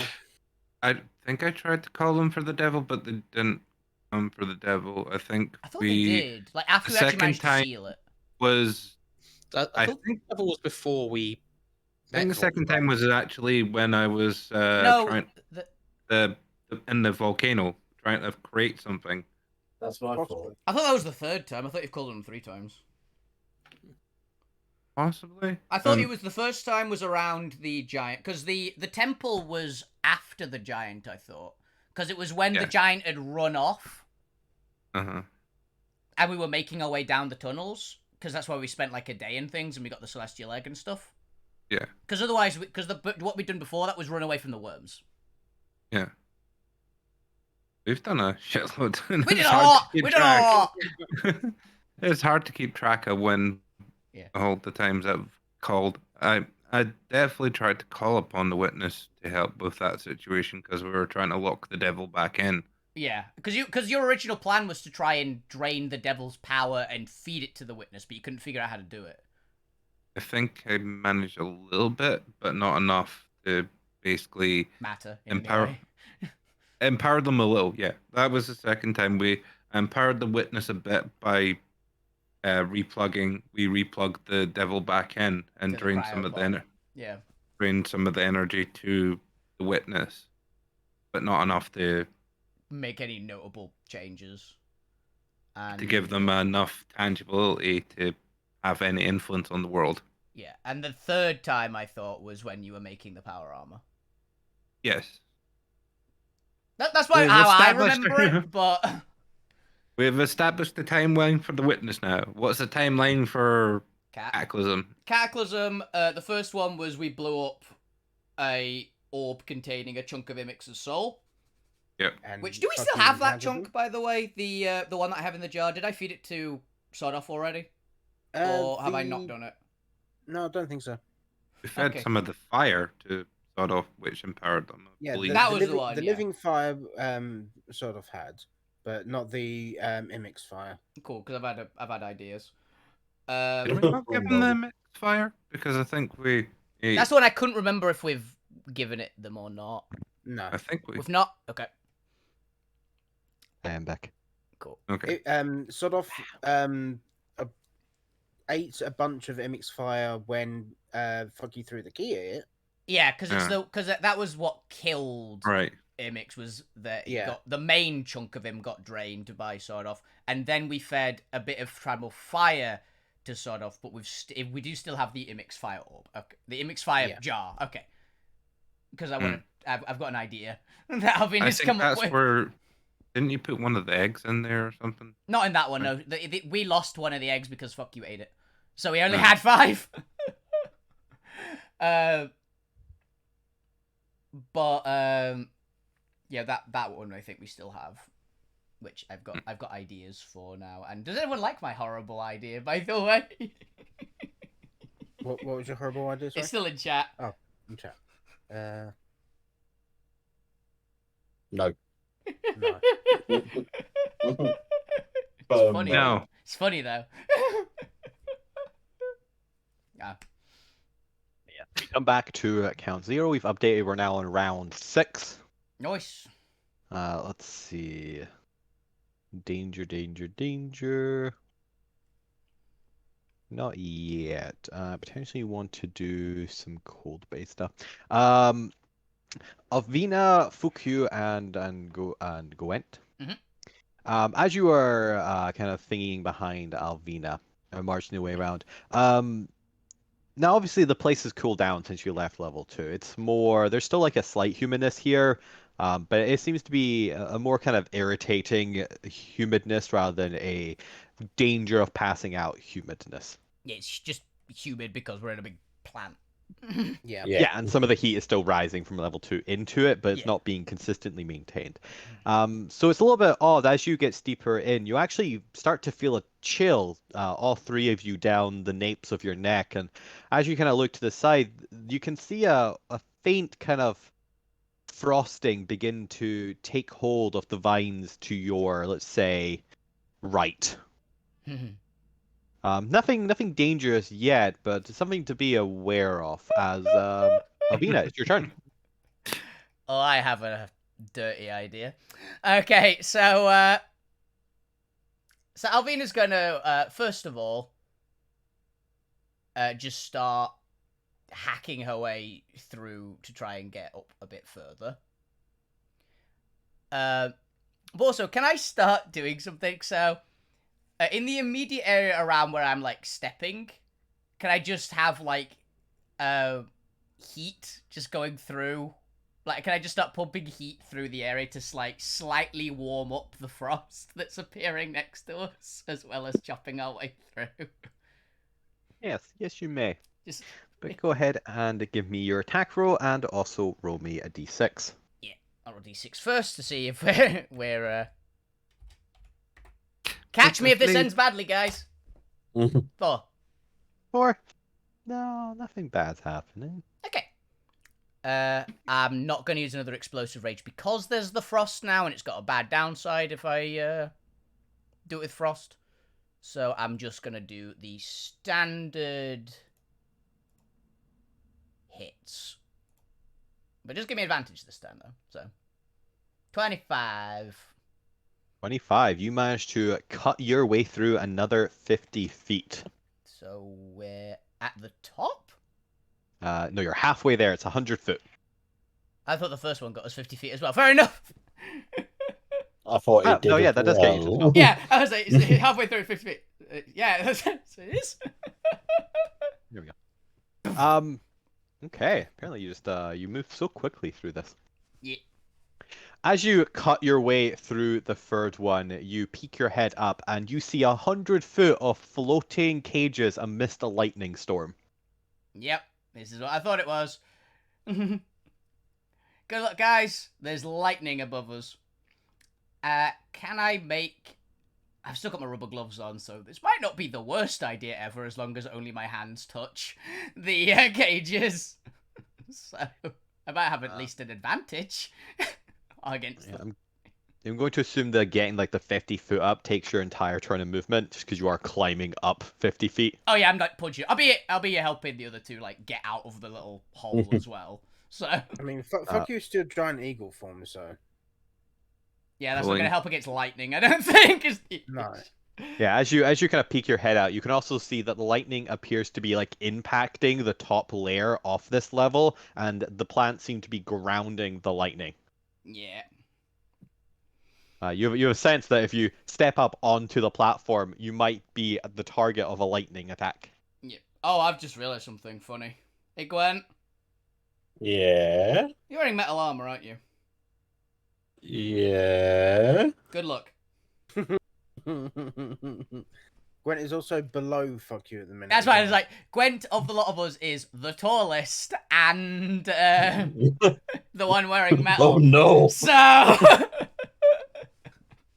You got absorb element. Going to finish falling the rest of the way. I don't have any useful spells. Okay, and the ranger is able to recover a point to get to the bottom of level 3. At least you have any spells.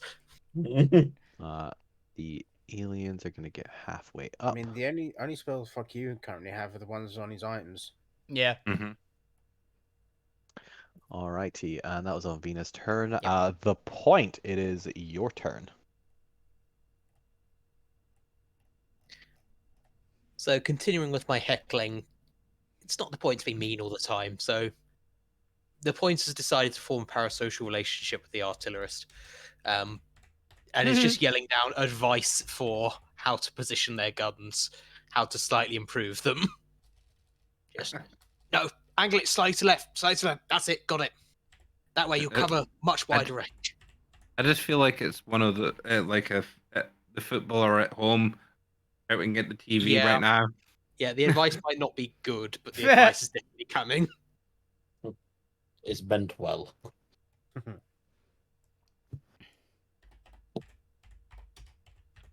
Now the point does that. Fuck you. Alvina seems to have cleared a hole above them, and you can now see lightning kind of zipping through the small gaps you can see.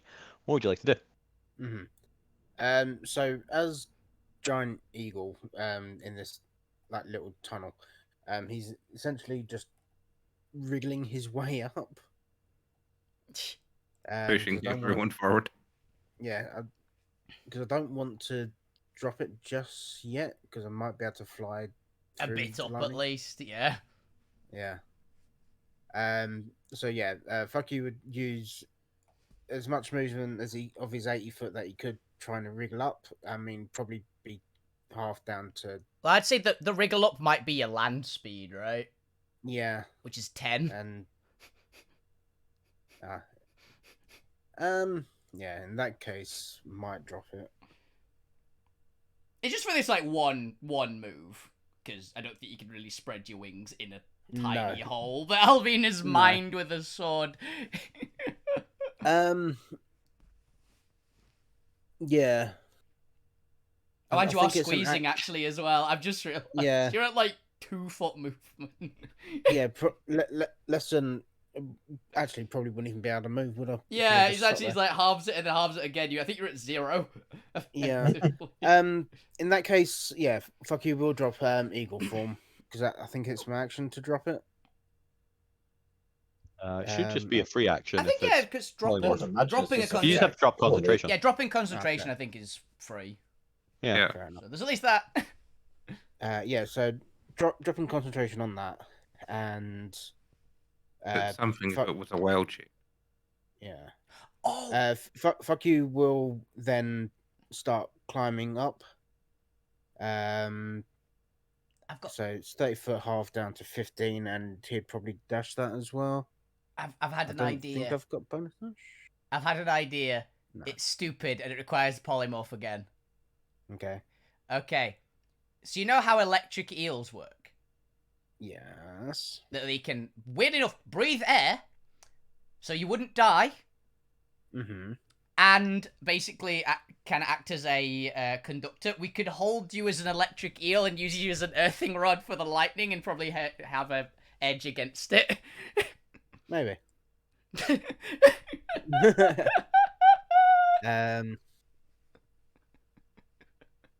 Because I was just gonna try fly as quickly as I could through it all and try not to get hit. Yeah. Because I don't think there are any beasts immune or resistant to lightning. I know, it'd be asking the GM, can we have an electric eel? Because this is how they actually work. Yeah. Oh god, Have any of us seen an electric eel in our lives? I've- Have you seen an electric eel? I've I know. found something interesting. Where would you say electric eels Maybe, would maybe live? an electric eel is one of those pillars that's just a figment of our imagination. Yeah, where do you think electric It's the eels dog would of the live sea. in Alterra? I found something interesting. What's that? Space eels. Basically. There's, What? there's space eels. Okay. Dark vision. Yeah, fuck you. Give me a nature check. It's gonna require a high nature check. Yeah. Let's see if you've ever come across an electric eel. Nature check. Let's have a look. Actually, yeah, what place in Alterra has really no? No. What place in Alterra actually has really like thick jungles like the Amazon? Probably Lapis. Okay, fair enough. But who knows? Because fuck you's never been there. Yeah, that's probably where they'd I mean, be if there fuck are any. yous- Yeah, fuck you isn't even out of the hole yet. Yeah. Because he can only climb about 30-foot dashing. Yeah, probably should consider that when moving Alvina. Like, how far can Alvina climb?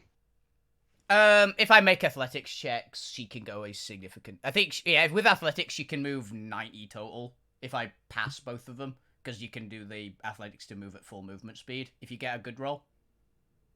So. Okay, that's a little bit more realistic that she's able to climb 100 feet Yeah, he's like. in like 2 rounds. Yeah, wood elf is right. It's doable, but it's... Oh yeah, you're a wood elf. Yeah. Forget you're a wood elf. Remember, you're an elf. Forget what subrace you are. yeah. Chaos elf. Chaos elf's pretty much it, but technically wood elf. Yeah. Just fire wood elf essentially. All right, sounds like Fukio is gonna spend some turn actually getting up, catching up Alvina, kind of just looking up, wondering how the fuck Alvina is moving so quickly up these vines while Yeah. attacking them. It's like childhood. I used to do this all the time. I'm also imagining just like some shrap's vines are also falling down beneath you and hitting Fukio and Gwent. Might be another reason to turn from a giant eagle. It's just you were constantly getting hit. Yeah. Well, you do that. Gwent, what are you doing behind Fukio? Also getting impacted by like shreddings of vines. Okay, I can double dash so I can climb 80 so I can get to the top. Would And you just, like to take my head Fukio with out. you? Yeah, why not? Go on. I feel like it's only fair after they gave you a lift. Oh yeah. Like, go on, climb on. Yeah. Just as you're going up, it's like you're literally behind a lawnmower, as just constantly impacted by Alvina shreddings. This is why I've got the centaur shame blanket around my face. Yeah. It's Ah, not for the smart, it's smart. not for the poison. It's so that you don't get No. KO'd by a like piece of vine. Nobody wants eye splinters. Yeah. Right. So, because that's my action and everything used. Can I just take a look at the Lightning. cages? Are they movable? That's a good Well, question. I mean, they're floating and rotating and orbiting around the space. How So close do presumably, they? How close do they come to us? the lower level probably come within like 5 feet.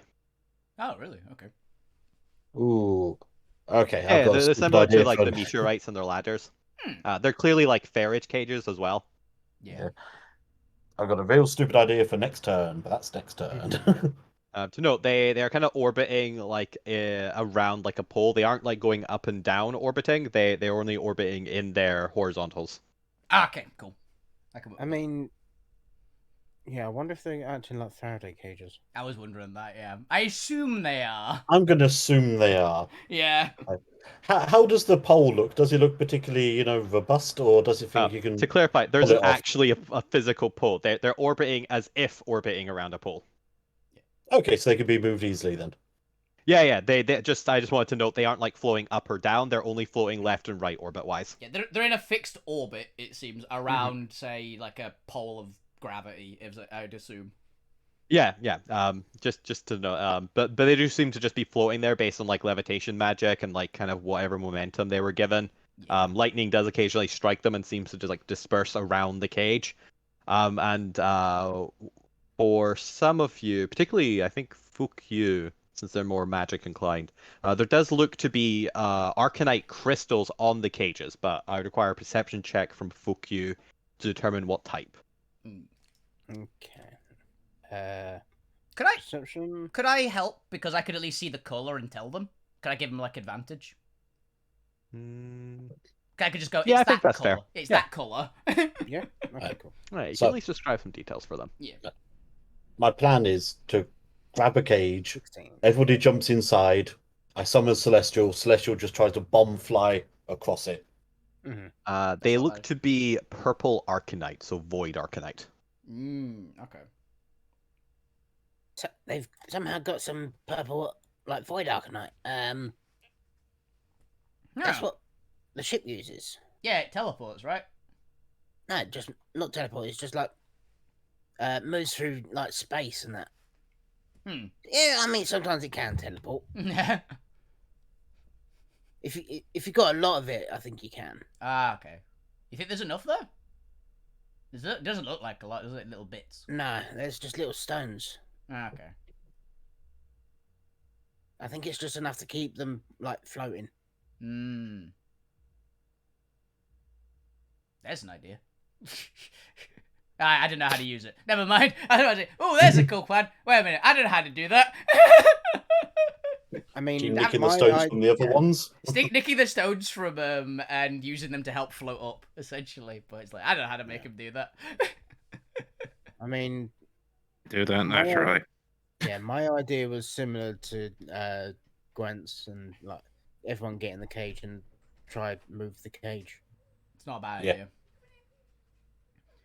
If you two climb on my back, I might be able to jump up, get us a bit higher.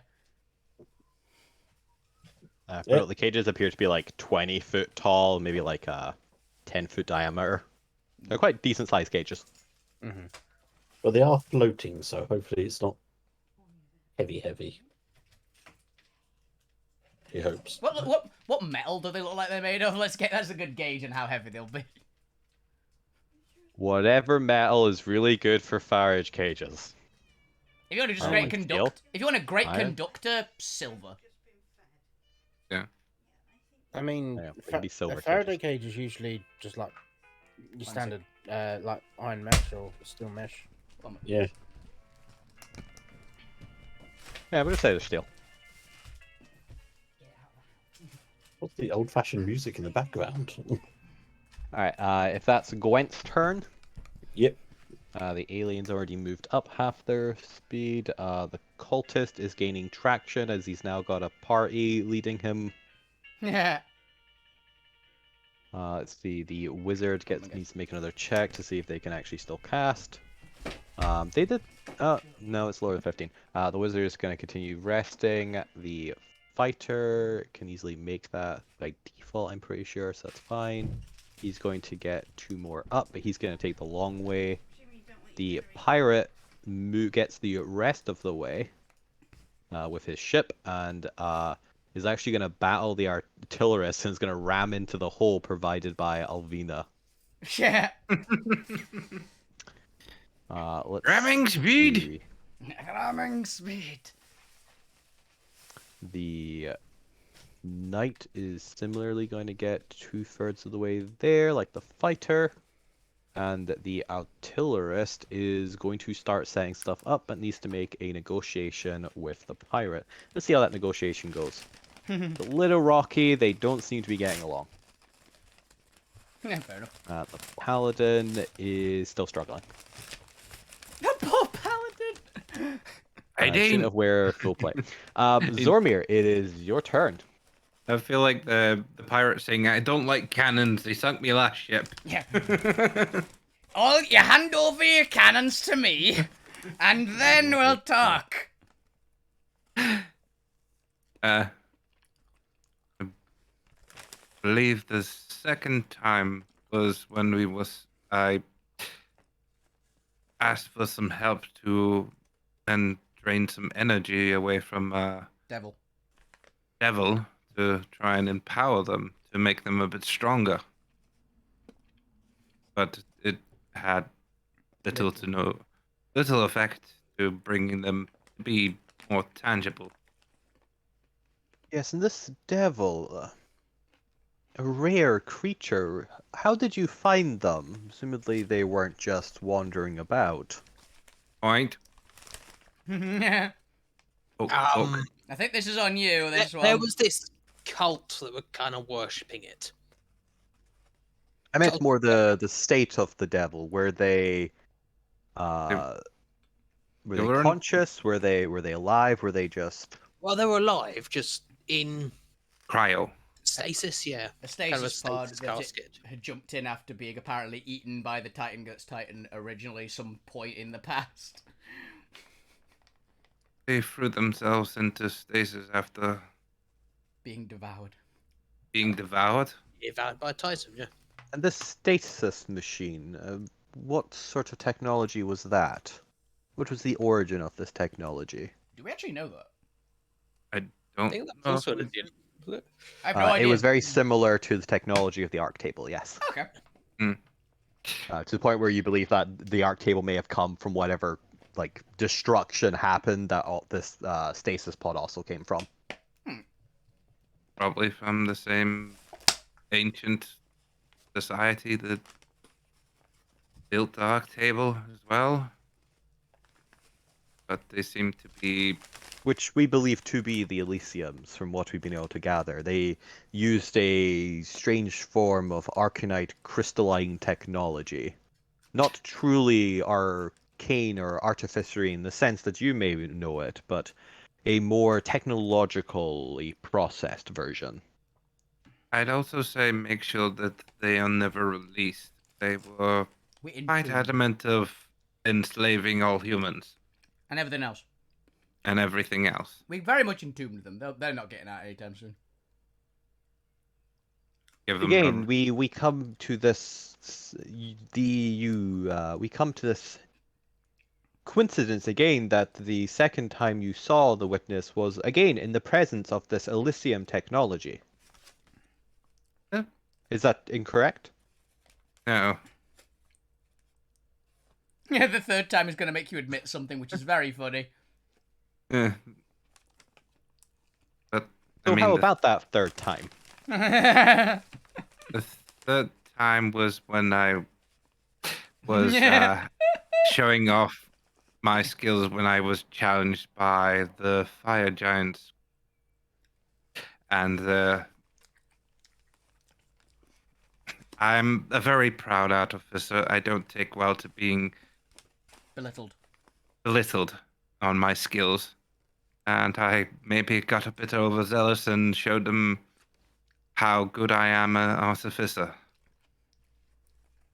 in front of the fire giant Forge Master.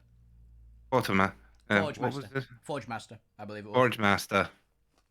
So each time you saw this witness, you were faced with technology superior to your understanding. No, this time it was me Making something. making something of to show my skills and prowess. Or weren't you already only doing that because you viewed the giant as having a more deeper understanding of a technique than you? Not really. I think you were just like they said, "Oh yeah, you want to bet," and you went, "All right." At that point, it was more they challenged my skills as an accomplished artificer. More. Yeah, they thought Um, of themselves as better than you, but I don't think there was anything that proved it in your mind, at least. Right. I admired their skills with metal, but the I mean, sheer we're still vastly better smiths than you. I'm Yeah. not sure if Zorba would admit that though. Right, but Zormir is aware that their technology is far past what he understands. Like, But- whether or not Zormir wants to admit it, he does recognize there's things they do that he can't do. hmm and belittled my skills as a artificer was not a good idea. I don't like it when people challenge my skills. So you'd say each of these were very stressful situations. Oh, yes, I see you're uh, a pretty skilled Therapist. therapist yourself. You're looking for all the root causes that could cause this manifestation that may or may not exist. As I say, I cannot prove yet for concrete that they,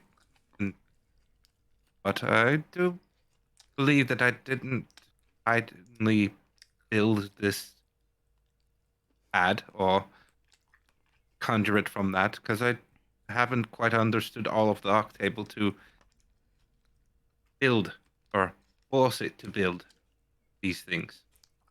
Did you know that the arc tables are not purely a byproduct of artificery? What else are they a byproduct of? Psionics. In fact, that is what we believe made the Elysium so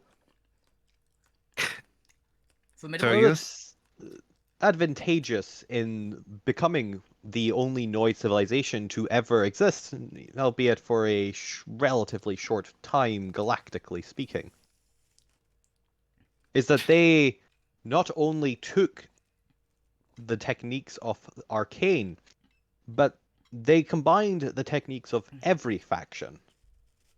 They were not discriminatory towards the technology they would incorporate into their advancements. Their technology is a combination of base primordial energies, of artificery knowledge, combining it with the workings of psionics and even a hint of the divine. We need to It is believed that they had connections with the divine rebellion, or the I forget what name they are given. I think they're called the Renegades, a faction of gods that survived the culling of the schism before the tyrants rose to power. okay.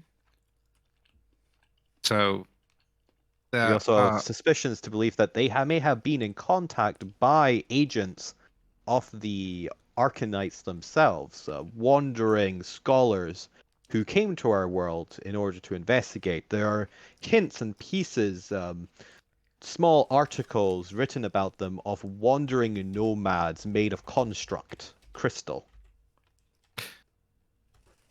We call these the Arcnoids. we need to get Zorme to touch the dungeon door. so there is elements of all. Certainly interesting. Yes, and we believe that the arc table may attune to an artificer's mind by proximity. Normally, we've discovered that most people require what we refer to as a platinum tablet in order to activate the device, but those with innate connection to artificery seem to have a psionic ability, or a ability we believe stems from their psionic chemistry within their brain, to activate the device without such a tablet. Maybe So- belief in the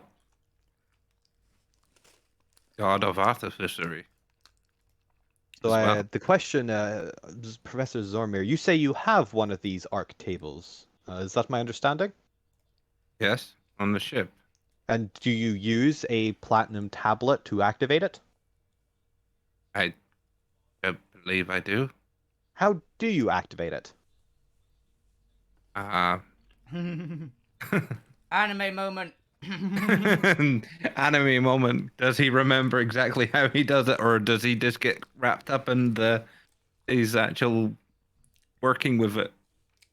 When you first came across the table, it seemed to activate by your sheer presence when you approached it. Mhm. It seemed to activate as I got near. And to be fair, the point also has the ability to just use it. I've also used it before. Yeah, But that's because you are both artificers. I believe it requires at least one artificer level, assuming. So. I believe Point has activated it just by being there too. Point, Yeah. stop eating that chicken. Chicken? I thought this was just very, very meaty chocolate. Oh. Yeah, I normally just walk up to it, clean off whatever Zormir was doing on it, and Delete the file work. and just carry on. And how did you decipher the arcane language that is written in? Seems like it's in some similar to what we use as base arcane, well, Back home. artificery knowledge. This is basic stuff that we study back in our world. I can't say it's all precisely exactly how it's written, but it's similar enough that we can read it. And fill in the gaps. Fascinating. You know, there has been rumors, not anything verified, but from ancient manuscripts upon when we were first discovering this technology. One of our legendary artificers, there are so few these days, it's a very difficult skill to teach for those who aren't cognitively aligned with the idea. Predisposed. That when the first artificer, or the first artificer ever discovered this technology, came upon it, that they were trapped underground in a cavern, an ancient ruin that they discovered some far distance from here. But upon approaching the table and opening it, they discovered a arcane item that allowed them to escape the ruin. The item was just waiting there conveniently for them. Mhm. Now, many scholars believe this could be sheer coincidence, but some of the more radical thinkers believe the arc table may have a ability to interpret the psionic subconscious demands of the artificer using it, and is able to create items upon the subconscious request of the artificer, but only in great times of stress and need.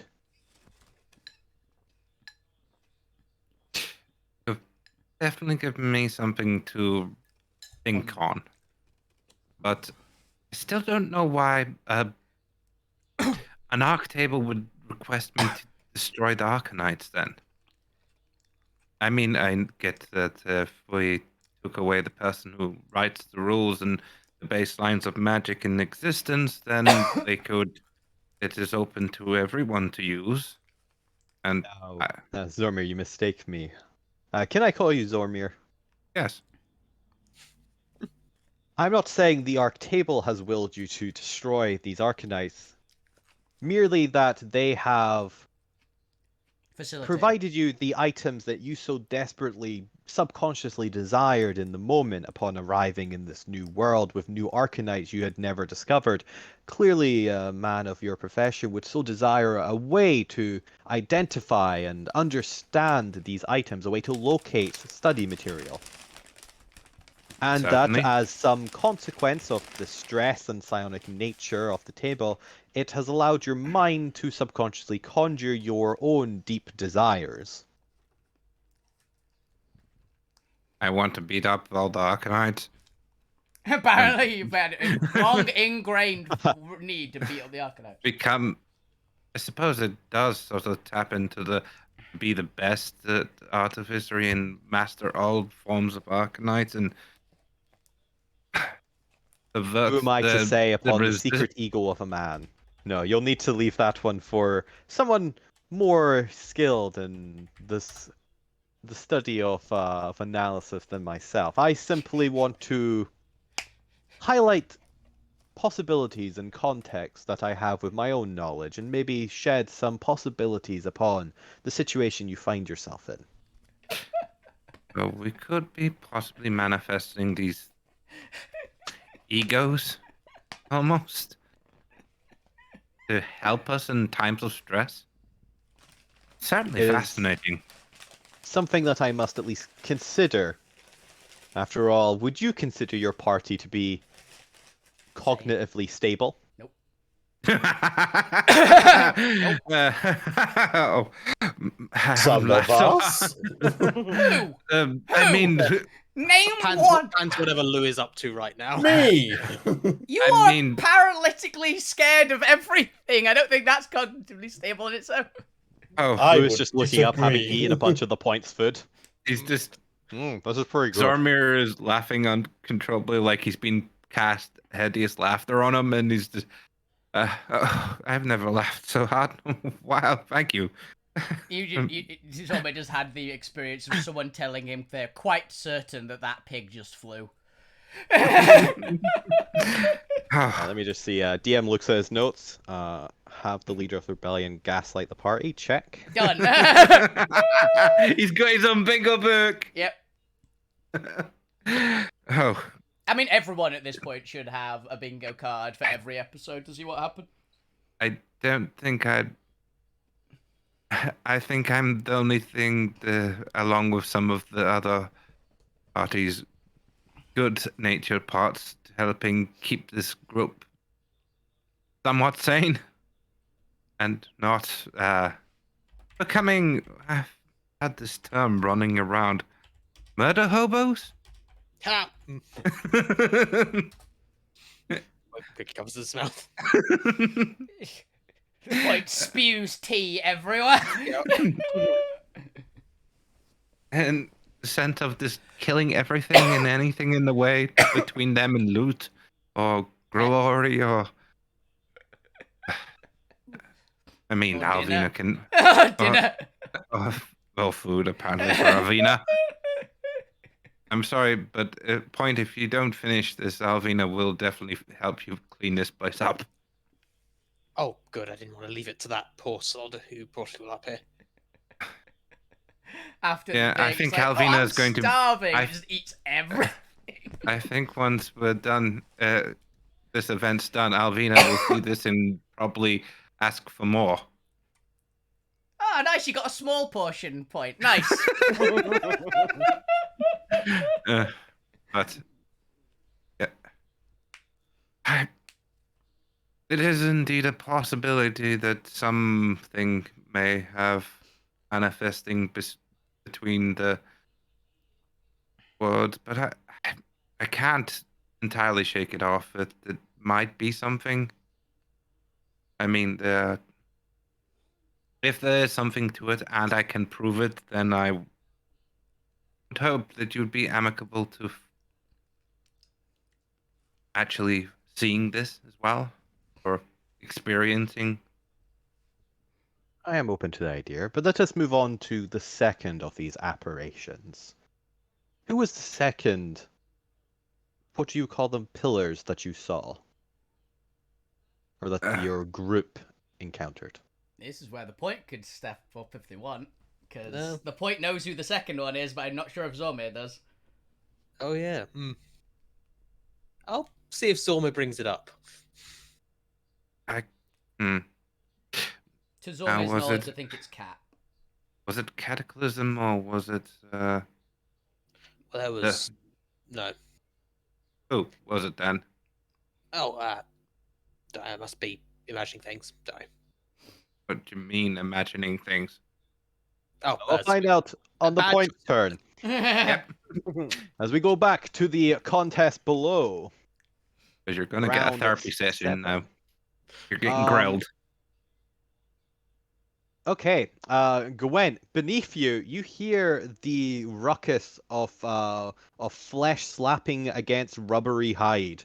As you glance down from your shame blanket through a gap beneath it, you can see charging up towards you is a very bald, muscular man with a large curling mustache and eyes of sheer Is this or he's coming? terrifying cheer.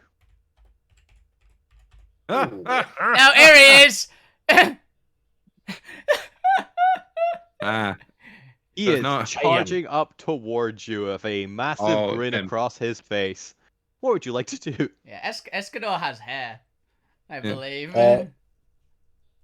Can I pull out a small bottle of foam that I've had for ages that makes things frictionless? Oh I yeah, just- you did have What- what's his pour it around. Man. what is his name again from the show? that. I Armstrong. can't remember. Armstrong. Armstrong. Alright. Armstrong. I don't want to use this phrase, but I'm going to grease the tube. Yeah. Lube it up. Lube it up. You do so, and as Mr. Muscles is climbing valiantly up, he finally reaches the point that you've Greased. freedomed Lubed. on. Freedom. And it's freedom of movement. It's what it does. Yeah, it does still sound like a euphemism. Yeah. And as he grabs, his hand just does not seem to be able to take a grip. As suddenly he goes from as he begins tumbling back down the hole and smashes into the pirate and artillerist. You hear from above you, fuck you just going. Oh! As they are going to go tumbling down. Alvina, it's your turn. What would you like to do? You hear a commotion beneath you, but who knows what that was about. I just heard laughing beneath it as they did. Ah! It's like, well, that happened. It was a slippery man. It's okay. Okay. Grab on. Oh god, yes. Yeah, she's actually asking the other two to grab on. So, because she's, are you two going to grab on, basically? Unless she'll just drag you. Yeah, why not? This is a no-death arena. Why not? Yeah. Let's be brave. Alvin is gonna stand and take a running leap to try and catch one of the cages that's about 20 feet up. 20 feet up. Yeah, because it's Alright. that's her normal standard jump. But I'm assuming because I'm carrying people, I'm gonna have an athletics check, so I didn't want to go further. Okay, so describe to me how you're doing this. Are you getting out of the hole first Yeah. and then like pulling people up? Yeah. As you get out of the hole and kind of like your body is over halfway out, you begin kind of like climbing over the edge. The air itself seems to be so full of lightning static that it starts nibbling at your skin. Yeah. To a point where you can feel electrifying energy coursing through you just from the 5 foot of movement you made into this area. Pretty much. As you take 19 lightning damage Ooh, nice. just from entering the area. The entire area seems to be electrified to such an extent that just by like moving through it, you are taking damage. Yep, it's fair enough. I was like, ooh, that's spicy! And her hair, I imagine, is like staticked out at the moment. It looks probably insane, because she's got very long hair. Oh, holy crap, look at Alvina. So yes, how would you like to continue, knowing that with just 5 foot of movement, you've taken 19 lightning damage? Does it feel like it's going to be 90 light damage per 5 foot of movement? Yes, it does feel like that. Okay. It feels almost like Spike Growth, but Lightning Edition. Okay, then. I don't It's want almost to... like you can't just fly through this level. Yeah, I don't want to kill my party members. So... Give me a moment, Grab guys. the cage. Oh, Grab the no, cage I've got an and pull it idea. towards us. No, I've got an idea. Alvina is going to sheathe her weapons as a free action, because dual wielder, yay! And she's going to start just ripping chunks out of the plant and wrapping them around herself. I'm gonna consider this like an action, like a round to do. Yeah. But give me a strength check just to make sure you can do it. I have no doubt that you probably can. Yeah. Installation. Like obviously you can use your swords and stuff to cut bits off. Let's just see how like quickly you can do it. Yeah. Would it be strength or athletics? Just give me strength. Cool. Come on, good roll. 20. Yeah. It only takes you around. You easily like just you've been like plowing through these vines already. You just like cut a couple around the hole around you and just like start wrapping them around you. They're a little bit heavy. But with your strength check, you're able to like very quickly, because they are quite like heavy rubber vines, be able to quickly wrap yourself in them. Yeah, she's However, basically making it insulated because suit. these are quite like solid rubbery vines, it's almost like you're lifting like very large electrical cables. Yeah. You're pretty sure that you would need a decent strength check or strength score to be able to walk in this like suit of rubber. Yeah. But it takes your action to do that, and you have it. And it seems that while you are connected to like the ground, the lightning is kind of like zipping over the vines and into the ground itself. Yeah, I'm assuming basically what she's doing is, the plants are not taking damage from it, so it must be lightning proof. Also, I'm basically going on the one of it's rubbery plant and plant's not a conductor, so lightning shouldn't be able to course through it, essentially. Yep. That's essentially what she's doing. All right, but that's your turn to do so. As we get back to, let's see, Rocketeer is getting back off his feet and is setting up his rocket to try again. Ranger finally gets to do their specialty, which is be able to wrap themselves in vine and actually transport through the vines. Transport through plants, nice. But he only gets halfway. He's going to take another round to get there. The aliens get another quarter because they're still taking their time to try and avoid the gas. So they're going to go up another quarter. And that brings us to the point. Okay, I'm going to do a roll to decide whether to progress the plot or respect Fade's privacy. Yeah. Which is the She doesn't get any positive. privacy when it comes to plot relevant details. The point also does not trust Darkseid. Oh, interesting. That's more fair. Yeah. I don't want to tell you stuff which I Got told in... Yeah. Which one is That's that? a valid reason for doing it. Yeah. Respecting Fate's privacy isn't a relevant reason. Mhm. Or isn't a story good enough reason. well, you know, when you know the professor, you know, Was the professor. yeah. Got blown up. Yeah, that's. They mentioned when they were in the bit between being blown up and back together, seeing someone, but that was probably just, you know, whatever God passed for an afterlife around here. That also raises the question of how did they come back as what they did? If they were destroyed, like evaporated, I believe. Disintegrated would be a close Disintegrated. one. How did they come back? And you're saying they had an encounter as well? Goodbye, point. That is an interesting question, one we ourselves would like to know. There are, of course, powerful undead, particularly in the dead zone. But not this far north, and while remnants aren't unheard of, from what we can discern, the Professor, or as they go by now, Fate, still has their soul, which is rare for a remnant. And given that their crystal medallion, their soul shard would have been destroyed in the explosion, by all account, their soul should have passed on to our enemy's hands. It's a blessing that it didn't. We're agreed on that one.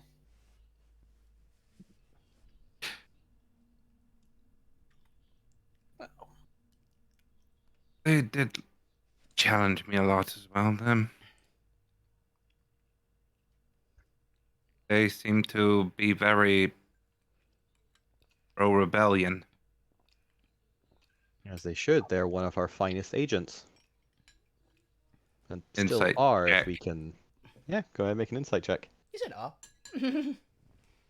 23? Yeah, he does mean it. Like, Professor was reasonably good at their job. He's Still just are, if we doing... can help them with their current condition. Or at Well, least hopefully will still be once we help them with their current edition. I mean, is there really any? Well, there is, but maybe they can be just as good as they are. Unfortunately, they seem to have forgotten many aspects of their training that has made them such a valuable resource, particularly in the areas of intrigue and sabotage. I also would be worried about how many different entities they are tied to, one of which being the very thing that destroyed them, apparently. Well, that may prove to be a boon if we're able to access the recurse of those fragmented memories. It may discern some insight into our enemies that weren't possible prior. Hopefully. But it is very strange that they claim an entity as well, or a pillar, or whatever they want to be called. True, but the Professor always did have a affinity with mortality. Hmm. It is no secret that they had a fear of their own demise, and facing death head on has resulted in more than one story of seeing unknown creatures. Yeah. It is also possible that the creature itself was simply a specter, a ghost known to offer deals with mortals upon their deathbed in exchange for services rendered upon the material plane. In fact, it is one of the main way liches are created in our universe. Okay. That's kind of cool. The specter acts as a soul receptacle, but at a heavy price and cost, as you may be aware. After all, the spectre must be fed, and what do monsters feed on if not souls? Noted. I do believe we might have encountered someone of that nature with, I believe, Cross and Bone. Warder Charwood has recounted to me your encounter with Cross and Bone. They are a prime example, agents from the Spectre Corps down south. We have a tentative truce with them. I do believe they're hunting some of the people like me, artificery in nature, because they kept me, but I believe shooed everyone else of a party. Luckily, Yes, Point was still back on the ship at the time. Yes, the Spectre Corps are a unpredictable element. They're not quite powerful enough to be a faction in their own right, but let's just say their threads have a way of permeating through plots yet unseen. They're not quite as maybe ambitious as the Monstro Guild, but whatever the Spectre Corps is up to, I Hmm. feel maybe just as dangerous as any known faction goal. Don't quite understand the Monstro Guild either. I mean, they are the ones who, I believe, fashioned the worm. If you ask Mr. Grimm over there, Mhm. he'll recant What's there to everything about the know? worm. They are monstrosities who do not align with any of the three faction, but whose attempts to stand upon their own has resulted in past destruction when they angered the three. Hmm.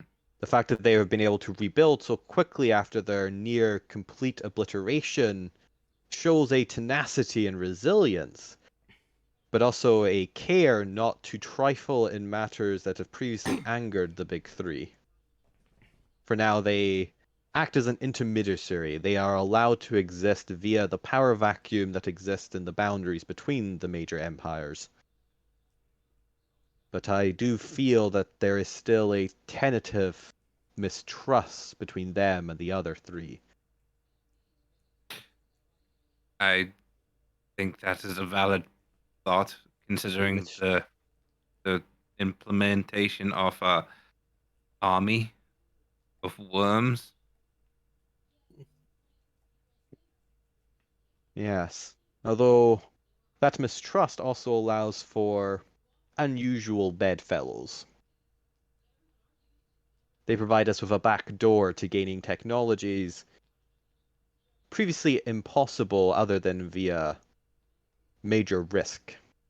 The fact that they are disdain for the big three means that they are more willing to betray and sell secrets and technologies that come their way can be used to our advantage. If we have the coin, at least they're consistent in that matter. Hmm. Though I wouldn't trust them as far as I could throw them. And some of them are quite large. We have a kraken. So. I understand that. But they provide a useful distraction from our own plots. If the big three are too busy keeping an eye on the Monstro Guild, they're less likely to keep an eye or resources upon other factions, such as our own. I would not wish to see the Monstro Guild eliminated. Not until we've dealt a major blow to the big three, at least.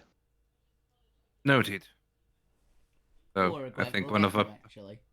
I think one of the party members might not agree with that statement. To be perfectly honest. Well, like I said, we can't make enemies of everyone in the multiverse. We have to pick some allies, even if they are still monsters. That's why I'm trying to find this more disgruntled ones, the ones who don't quite agree with their own bosses, The status to quo. say or the status quo. That's like finding noids who don't agree with eating. Uh, I wish you the best of luck with that regard. Don't forget I believe Zormir. they're called constructs. They're not noids. So me. To be fair, he Uh, might. Warforged are noid race. Are called noids. they go Warforged. Yeah, Warforged. I believe they're called Warforged, where we come There's from. also Placnoid, so there's like Ken Barbie doll noid races.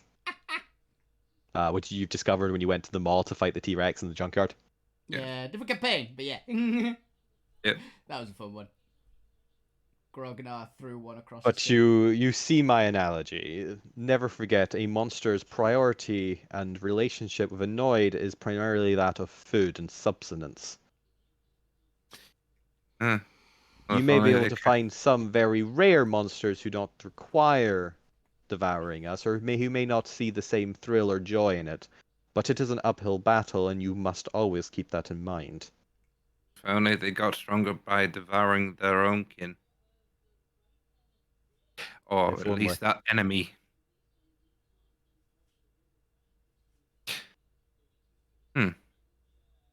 If you could do that with rewriting the coding of how monster. Sorry. I'm about to be a test subject, aren't I? Rewrite. No, it's with more. that, the point was. Is there anything else you'd like to do for your turn? Apart from very quickly saying no to whatever Zorm is uttering No. out. No. Don't even go there. Don't even Nope. think Nope. that. Nope. Okay. What? We Alvina- digress. What about the third encounter then? If little is known about the second one, and if they are truly even are a apparition, let us turn to a more sure example. The third apparition, Probably Cataclysm. Cataclysm, which which we'll get to next round. Sound. Fuck you, it's your turn. What would you like to do? Put on some of this stuff. I think it's lightning proof. So yeah, fuck you would then. So he's still about. No, wait. Gwent was carrying him up, wasn't Yep. You're probably like your head is probably like level with the hole. I imagine. Yeah, and seeing Alvina wrap herself up in these vines, he's thinking there's probably something out there that's hurting her. You also do see her hair standing completely on Yeah. end. And fuck you's probably been struck by lightning before. You've definitely been struck by lightning Most before. definitely. In the campaign, you've been struck by lightning before. Ever? Fair Yeah. enough. I can't remember that. So yeah, he probably knows that there's probably some kind of lightning Feel. stuff out there. Yeah. Yeah. I mean, it's literally Um, zip-zapping hitting the cages around you. Yeah. It's like the Yeah. indirect because Alvina hasn't been struck by lightning yet. There's still lightning on her. So Yeah. He probably also heard her say "ow" as well. it's like, oh, that's spicy. Is what she said. Yeah. So I'm just having a look through my spells just to see if there's anything that. Your could items, help with because you've that. got no spells. Yeah. Command lightning. Yeah, I wish. Anti-lightning field. Time to prepare those absorb lightnings and dash for it. Although, given Yeah. it's every 5 foot, you might not even want to dash for it. It's 100 foot. Yeah, it's why specifically Alvina's like just banking on lightning proofing herself. Yeah. See the vines. Yes. Could they be used as a whip? Oh, I like that idea. I know what you're going for. They're pretty heavy vines. What's your strength score? 9. No, not by you. In that case, he'd probably say to Alvina, Avina, instead of try jumping, use one of these to try, like, whip it and pull it towards you. It's more the whole area is full of lightning. We still have Yeah. to move through it. Not if you bring Oh. it towards you. That's what you're thinking.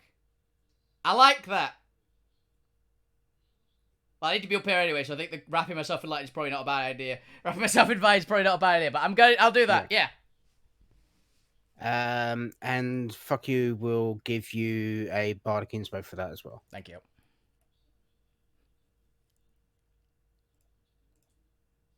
All right, folk. Yeah, it's a good yep. plan, good idea. Yep. Is there anything else you'd like to do for your turn? No, I don't think I've got anything else that I can do because that's my bonus. Spell wise, nothing useful. And Oh, yeah. I've got an idea. Just as a last little bit. Grab hold of the vine that's attaching to Alvina. Actually, do I have rope?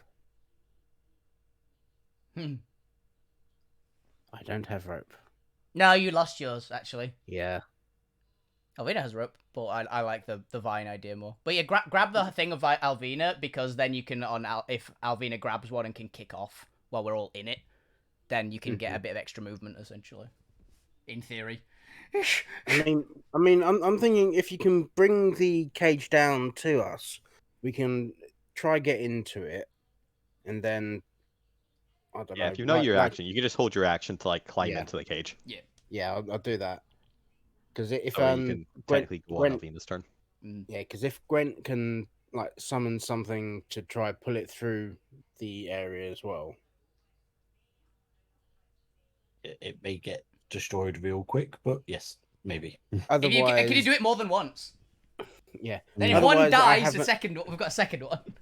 Yeah. Otherwise, I have another idea which might work. Alvina's got we'll another see. actual backup idea for that as well, so. Fair enough. Now let's see if the wizard can fly again. Oh, the wizard made it. Wizard can start flying back up. Hey! Go, you wizard. Cultist is going to get their cult guys to start attacking the vines.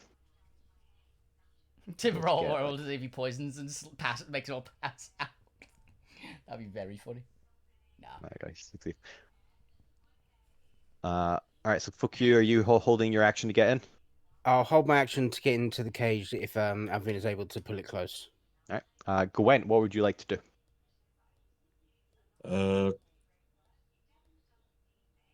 If I can hold my movement just to get into the cage after they open it, and then I can give Alvina guidance as an action. Okay. Technically, you can't hold your action and use your action on the same turn. Yeah, because guidance is an action to use. Yeah, you can't hold because it's hold action moves specifically. You can either hold your action to get into the cage, so Alvina can kick off straight away, or you can either cast guidance and wait for a whole round to like move into the cage. I think they just like hold action. Yeah, hold the action to get in the cage. I've got a bardic inspiration, so They already moved up. A wizard did their stuff. What I will do though is I will bang a cure wounds into Alvina though. Oh, thank you. That's an action as well. Oh yeah, it's also an action. Ah, well, fuck you, can't have it then. I'm not too bad. I mean, have you if you've got healing word, you can do that. Yeah, you've got healing word Yeah. to do it. Because your healing word's pretty good Yeah. as well, right? Fair enough, there you are. Even Healing more, word. fully healed. Thank you. Yeah, I was 15 down, so it'd take the edge off certainly. Thank you. Okay, and then holding the action to hop in the cage. Yeah. Come on, let's hear some panic words from Gwent, which heals. Oh. You better get this right. I don't like how you're wrapped in tentacles. It feels wrong. Somehow dirty. I don't like it. Alright, so Gwen pulls her action to get into the cage. We already did the aliens. The cultists have with his band of melee attackers has gotten to the vines and is now just having them hack through. The wizard finally managed to get enough under the heat stroke under control to start flying again. Yeah. The fighter and assassin have managed to get to the hole Alvina's left, unaware that halfway up is just nothing but slipperiness. The pirate has managed to land onto one of the floating things down at the bottom of level 2, along with the artillerist and muscleman, and have been able to like basically get themselves back up and be able to like thingy for next round. The knight has joined the cultist. We've already done that. The paladin has sought help from the rocketeer. Unfortunately, the rocketeer got a 6, and with the paladin's bad luck has rubbed off on the rocketeer, and they've just been like launched halfway into the sand. And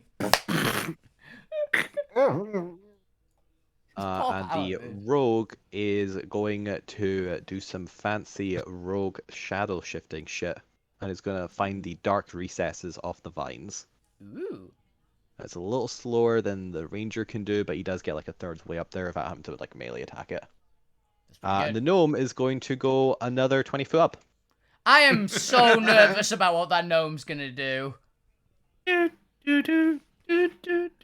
turns out the gnome is completely ethereal while he's doing this, so he's just gonna go 20 feet up every single round, and nothing's gonna stop him. We'll get to the rest after Zormir's turn. Zormir, we are back to you. We are talking about the third apparition. Cataclysm, aspect of nature. Leave that cat. And unfortunately, the person who could tell you the most about that is currently the people, because two of the ones taking part. They're both taking part. Yeah, yes, both of us are standing next to each other. Monica, where the hell did fuck you call himself Monica? And Alvina. Who was it who met them first? Point. Fuck you.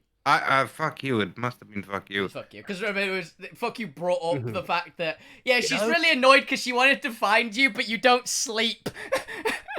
I don't think I've ever been around when one of our party members met Cat.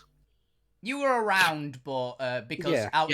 everyone was so- there when Alvina Me ate fire. player wasn't present. Were you not actually? No, No. I've been around for an episode where you met Cat. No. You're secretly Cat, aren't you? We've never seen you. We've never seen And Ali Cat and in the Cat same in the same place. I mean, it was the Monica. Saw them. Do you know the our goblin's actual name, or do I have to keep on calling them Monica? Because It's only fair you keep on calling them moniker. He does 100% now, but Oh yeah. I mean, fuck Good. you was the name that he told you guys. That might not actually be his actual name. I assume that's his actual name. What is a I've name never- if not something people call you? Yeah. I have never incited you while you've actually when you initially told me that. I just believed you were just some cheeky little goblin who, yeah, your parents didn't like you that much. They earned their names at the age of 3, and that's what their parents named you. Strange naming scheme for goblins. It's like, Yes. Do you know the details of how they saw this cat? I believe you referred to them as. Fell asleep in Iron Core. I think it was generally just that. no, got knocked out at the Imix explosion. Oh yeah. Oh no, it wasn't that. It was a dream because he was thinking of being like a giant fire elemental Yeah. rampaging through a village. Did you tell us all this story? Oh yeah. Yeah. They mentioned it when Alvina also said they saw them. I'll recant the story as he tells, as the way he told it.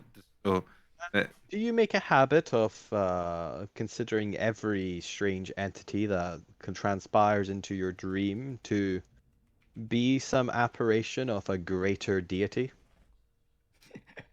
Well, me personally, not really, but And the- this Monica. mhm. Would you consider them to be a showman, a one-upper in any sense? Do you believe that they would, knowing that you had presumably been some sort of special reciprocatory agent of a unknown deity, do you believe that they would transpire to, maybe not intentionally but subconsciously, come up with an entity of their own to give themselves some uniqueness in contrast? well, Or in comparison? Unfortunately, 100% they would be very jealous of someone getting something more than them. but But that is this particular his goblin nature as well. and this particular one was annoyed at him for not being Alvina.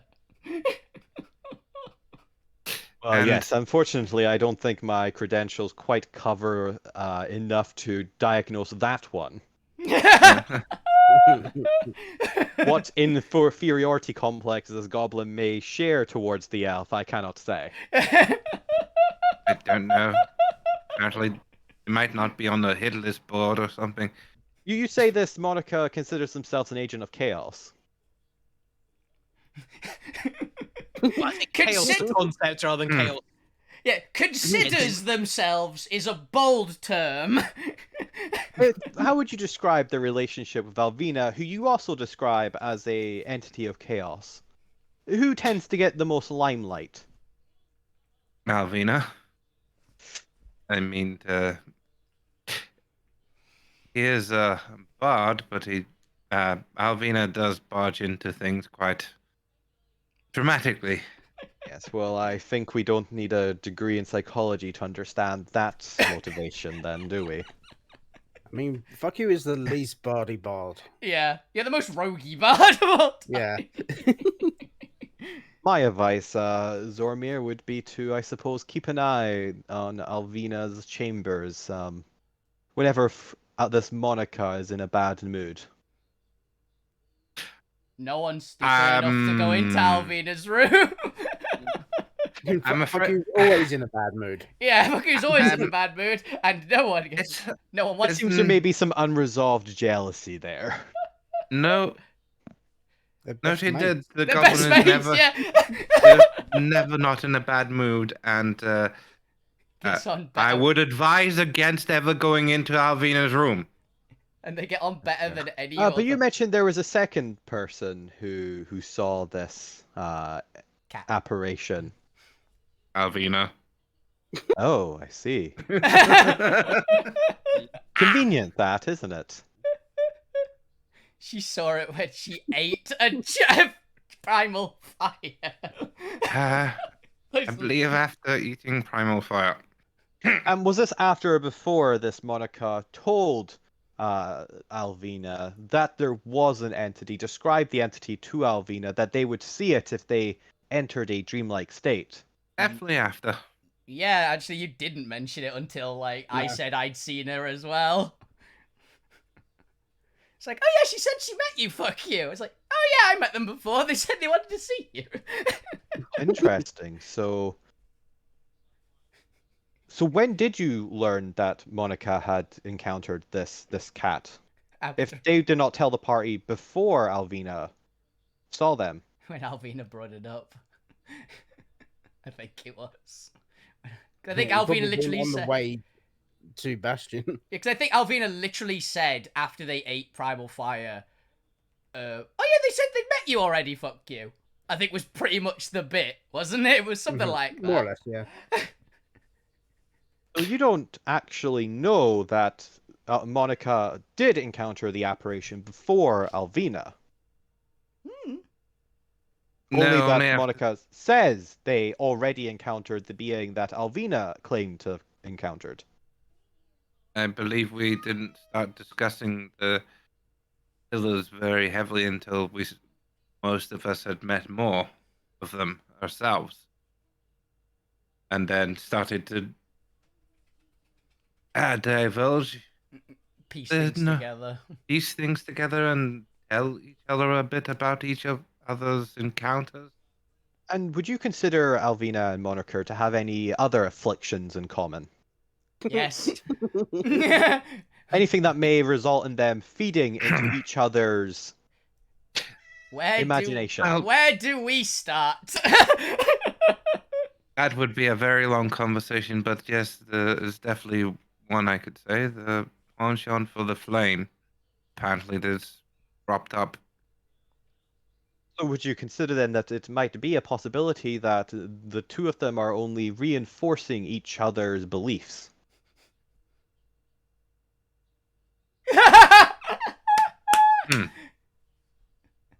Possibly. They're not that smart.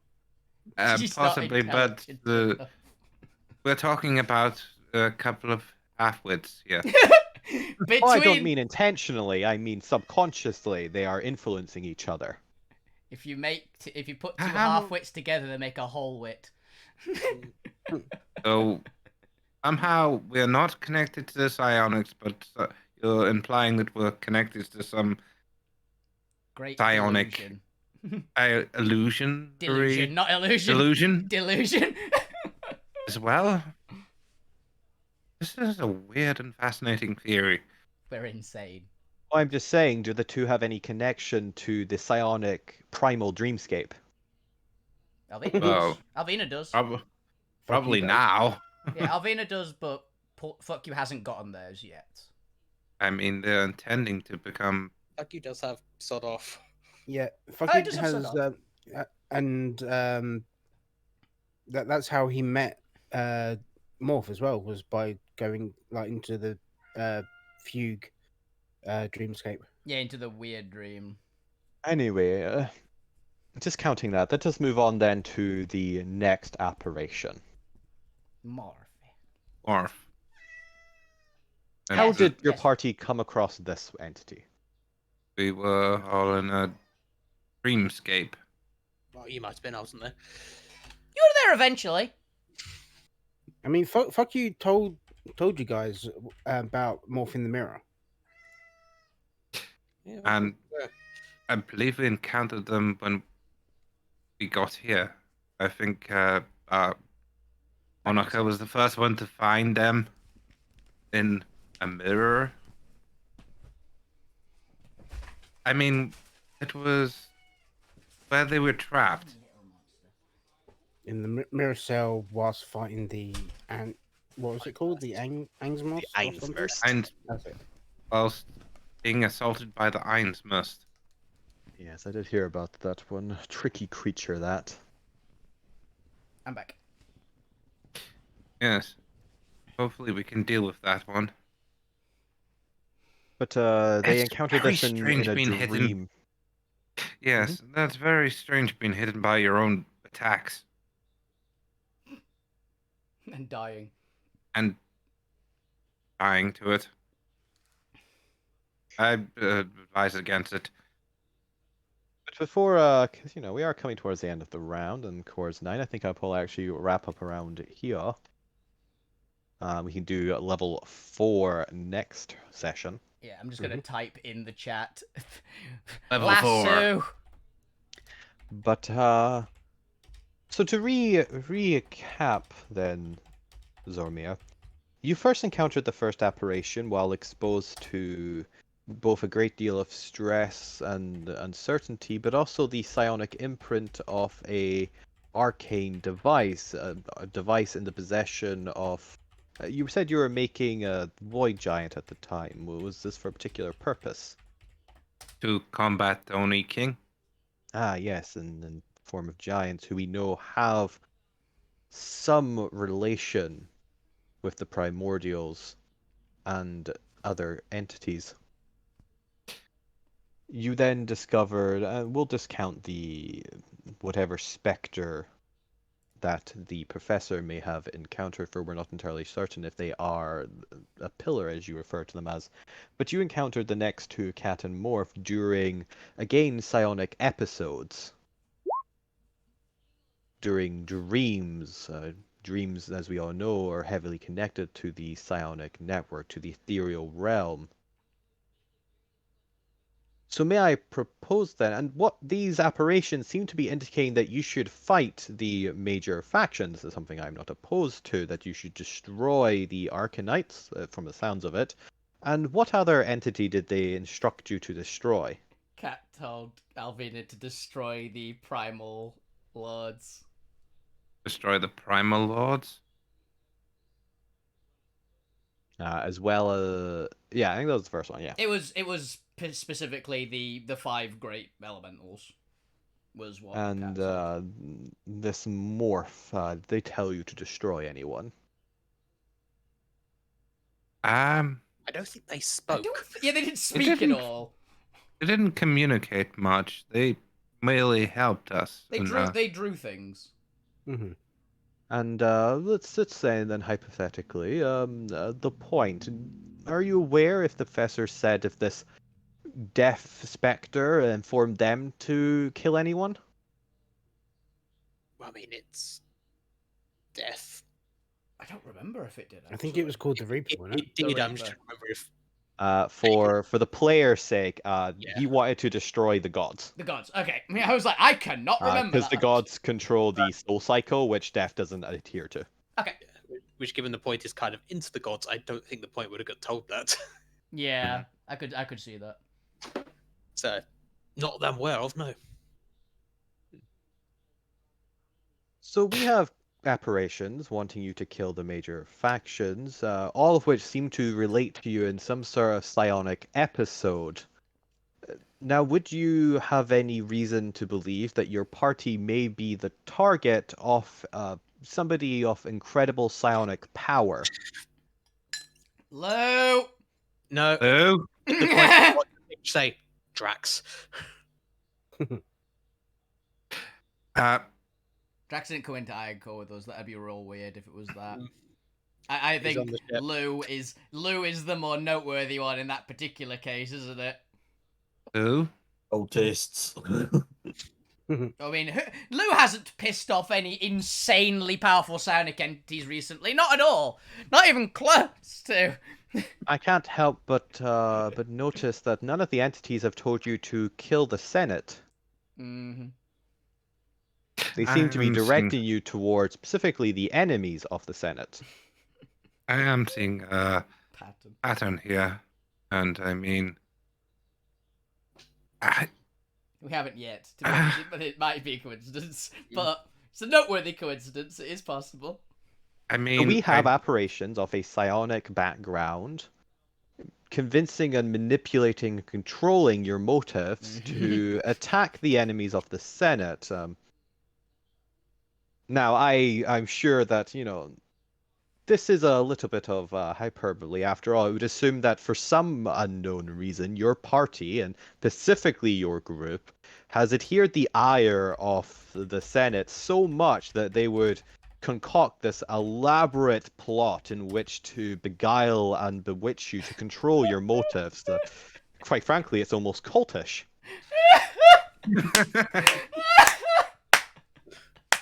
All the buzzwords, all of them. Staring at glue And right now. Louis like Shrinking into himself. There's just like a bead of sweat dripping down his forehead. Yeah. I mean, I don't know if I gleaned anything from being connected to a fake version of him.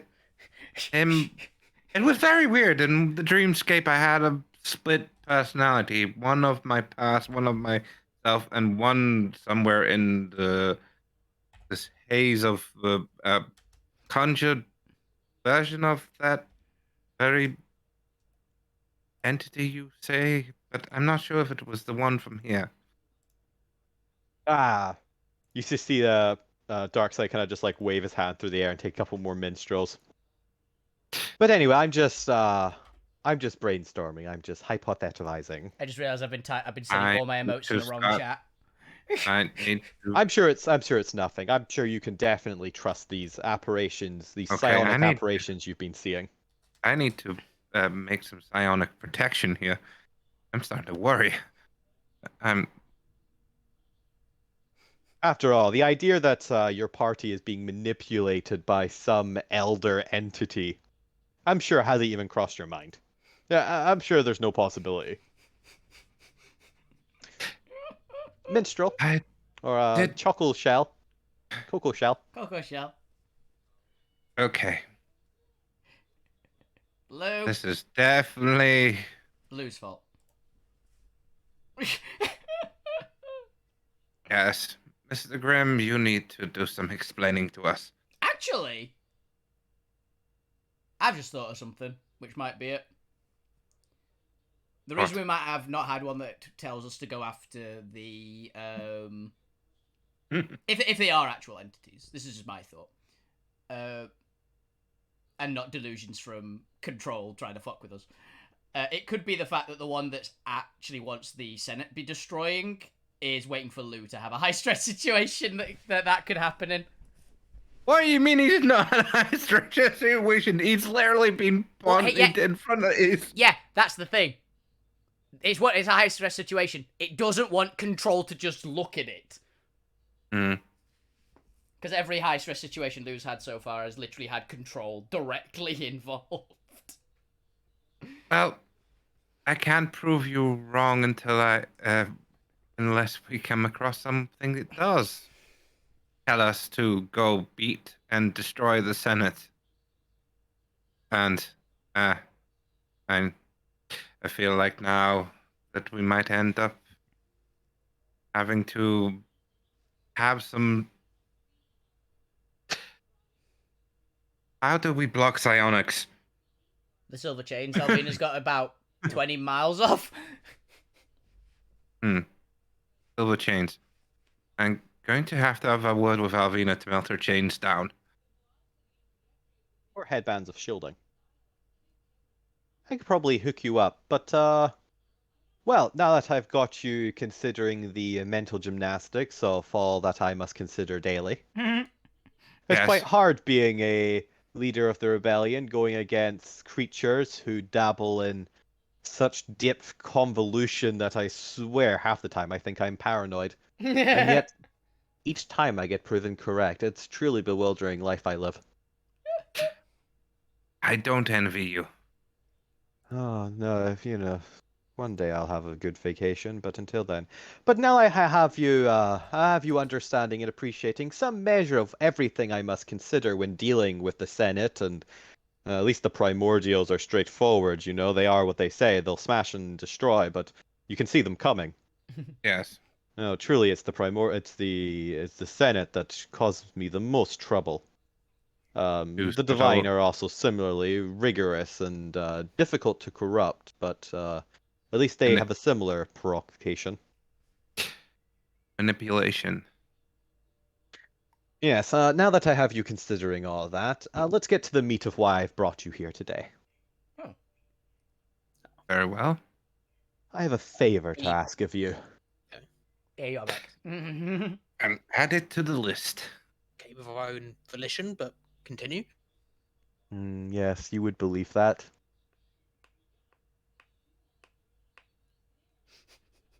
I need you to find my son. What? Well, what? What? Where did you last see him? Just because of sheer You bewilderment. definitely don't incite him for that. 100%. Have you seen this man? This man clearly PG stream. PG. Bewilderment of a son. But with that, that's where we're going to end today's session. Damn. Okay. This has been Alterra. I've been your DM. This has been episode 66, One for All Part 2. Tune in next time. We'll find out, does the party get through the lightning field without dying? Will the ninja ever show back up? Will the party discover more gaslighting by the leader of the rebellion? Probably. Probably. He doesn't even have a son. Who knows? Who knows? He's got a daughter. Who knows? The beauty of writing plots for Elder Gods is that they don't need to make sense to us. Yep. They are beyond mortal comprehension. So that will be all. Right, it is an elder god. Good night. See ya. Bye. Wait. I don't mind. Holy shit. Didn't expect that at the end, gotta be honest. That was a lot of fun. I like that. I am looking forward to seeing us die in an electric field next session. I figured out. It's Grim next to us. He's Elder Evil. That's his son. I love the concept that it's like, Luke, this is definitely your fault. But yeah, this will be fun. This will be fun. I'm looking forward to doing more of the obstacle course. We're getting there. If we keep at this rate, we'll be done in 2 weeks. And then the setback comes in the next one. Yeah, probably. Actually, I think the setback will come in level 6. I think level 6 is the gravity one. Mm-hmm. So I'm looking forward to see how that one goes. Anyway, that's all we got time for today. I'll be back on Monday with whatever the hell I decide to stream on Monday, honestly. Remember, there's not going to be a stream next Thursday for me because I need an early night. So do just bear that in mind, guys. And, as usual, thanks, Chris, for GMing. Thank everyone for playing. This was awesome. I had a lot of fun. So, have a fantastic evening, everyone. If you keep playing mini games, keep it awesome. You guys, the best on Switch. Enjoy yourselves, guys. Good night. Bye. Bye. Bye. Wait. And...